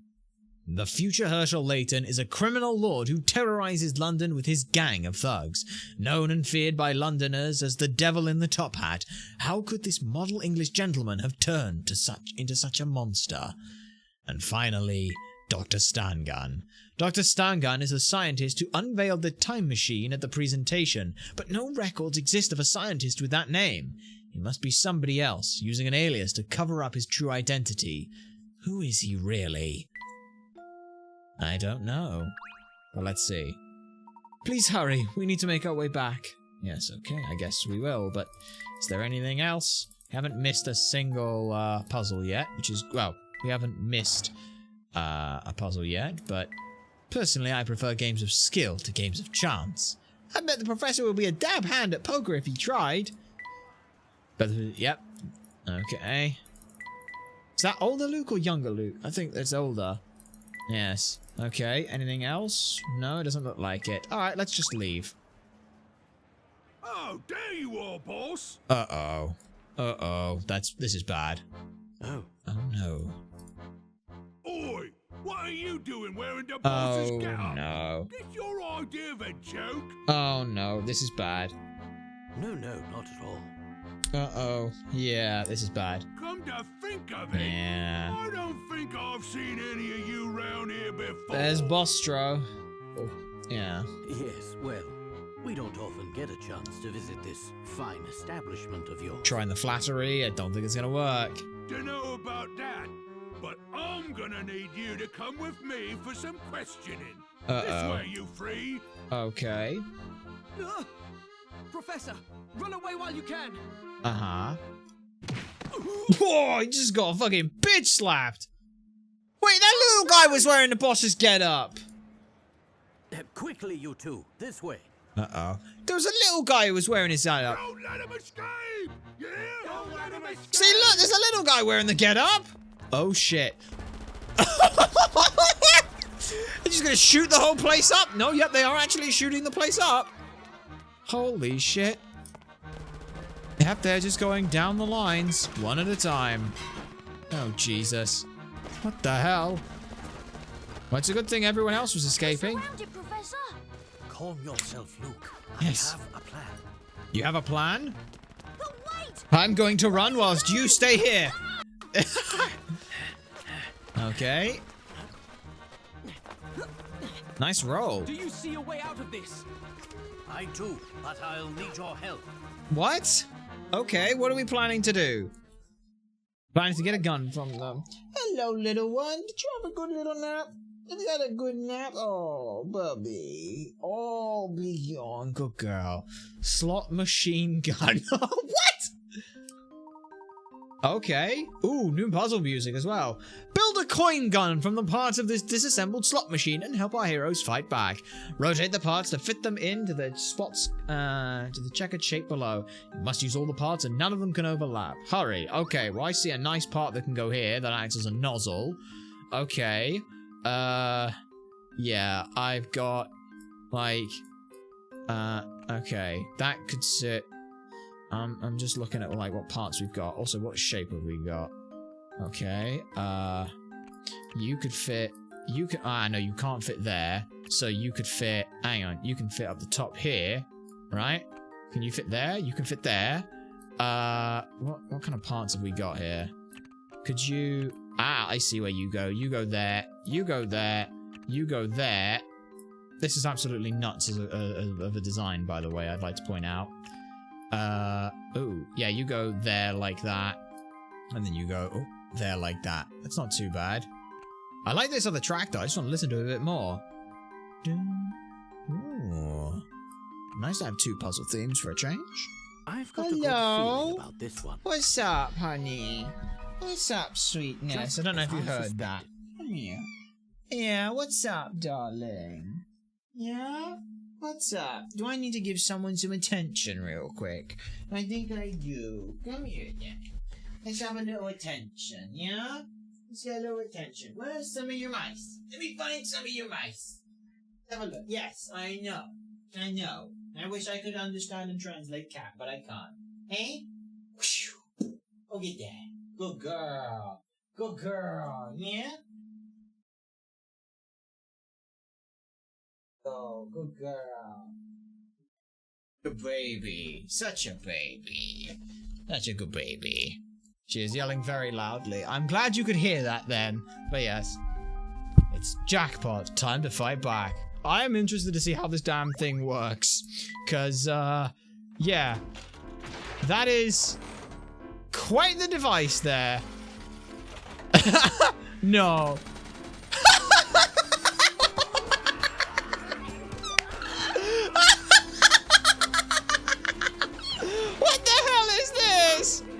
Future cat camera team? Maybe. We'll have to see. Also, the guy in the front's just... Oh, that's so fucking good. That's fucking great. He was just walking backwards with the chair. He wasn't even moving animated. He was just... I say, that was a close one. We Yeah. gave them a taste of their own medicine. I mean... Funny. I don't remember you helping. Yeah. You're me, so that means I get some credit for assisting. Oh. Interesting. I mean, I did help by doing it in the future, therefore, as long as I remembered about it, I'd be fine. A new score, a new toy car course, the big score. Save your progress? Yes, we will. Alright. Oh, honey, I know. Chapter 3, The Enigmatic Future. I think we're gonna have to find a point to stop soon, because I think little one is definitely demanding some attention. So, where are we heading back to now, Mr. Triton? Please call me anything but Mr. Triton. It's really strange being called that by myself. Yes, sweetie, I'm almost done. We're getting close.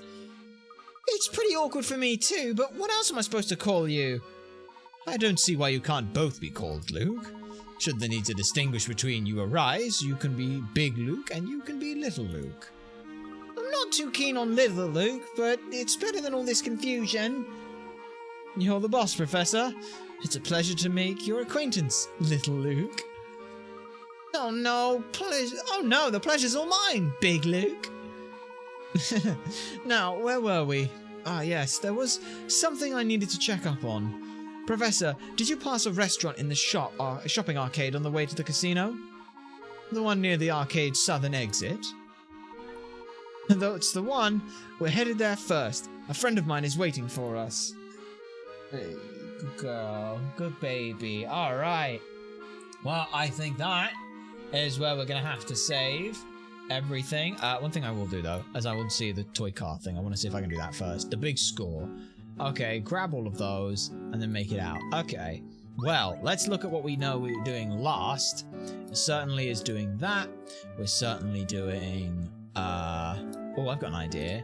What if I were to jump across there? Okay. Ooh, this is going to be a tricky one, actually. Because... Oh, wait, no, I've got an idea.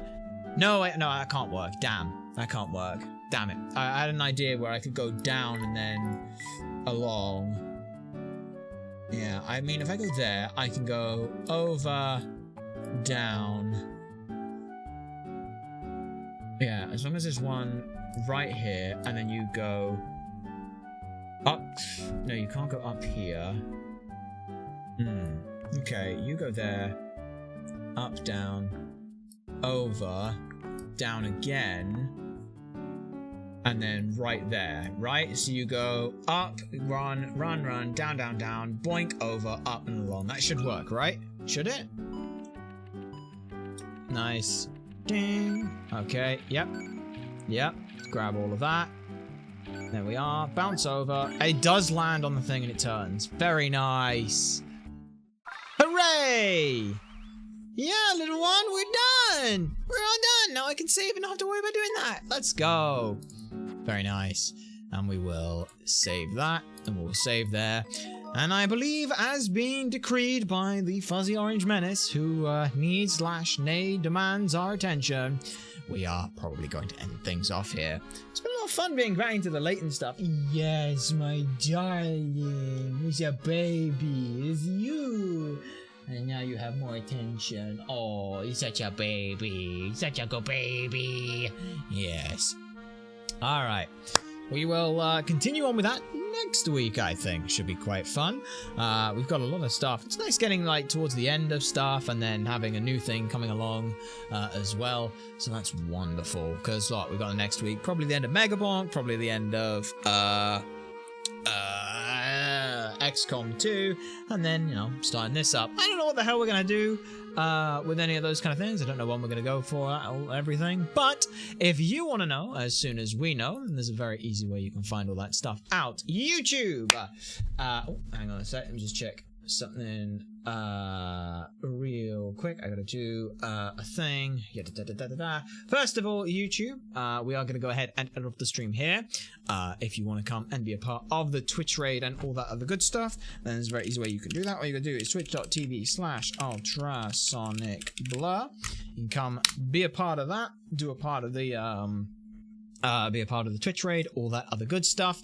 If not, though, we hope we will see you next week. We'll post our schedules over here. Well, I say over here, over on socials, so YouTube, Blue Sky, Twitter, and the Discord for our YouTube members and Twitch subscribers, where they'll also get some up-to-date information about the behind-the-scenes stuff on other video and content that we're doing. That said, though, that is the end of the stream, and we hope you enjoy your weekend. But if not, we hope to see you next week. As for you, Twitch, like we said, we are going to go ahead real quick. Just details, push from public to private, done there, save that. As we had mentioned, we are going to go ahead and end things off, find somewhere to raid and send on more content and entertainment for you lot. But if you want to find and know where exactly it is that we're going to be showing all those things about what we're doing when we go live and all the good stuff, there are some very easy ways to actually find that stuff. All you need to do is go down below where you can find and follow some more information about when we go live, what we're going to be doing, and all the other good stuff. But until next time, thank you to everyone who has found, followed, and stuck around on this stream. We hope that you'll stick around for our raid. But either way, we've been Ultrasonic Blur. You nerds have been a fantastic audience, and we'll see you all next time.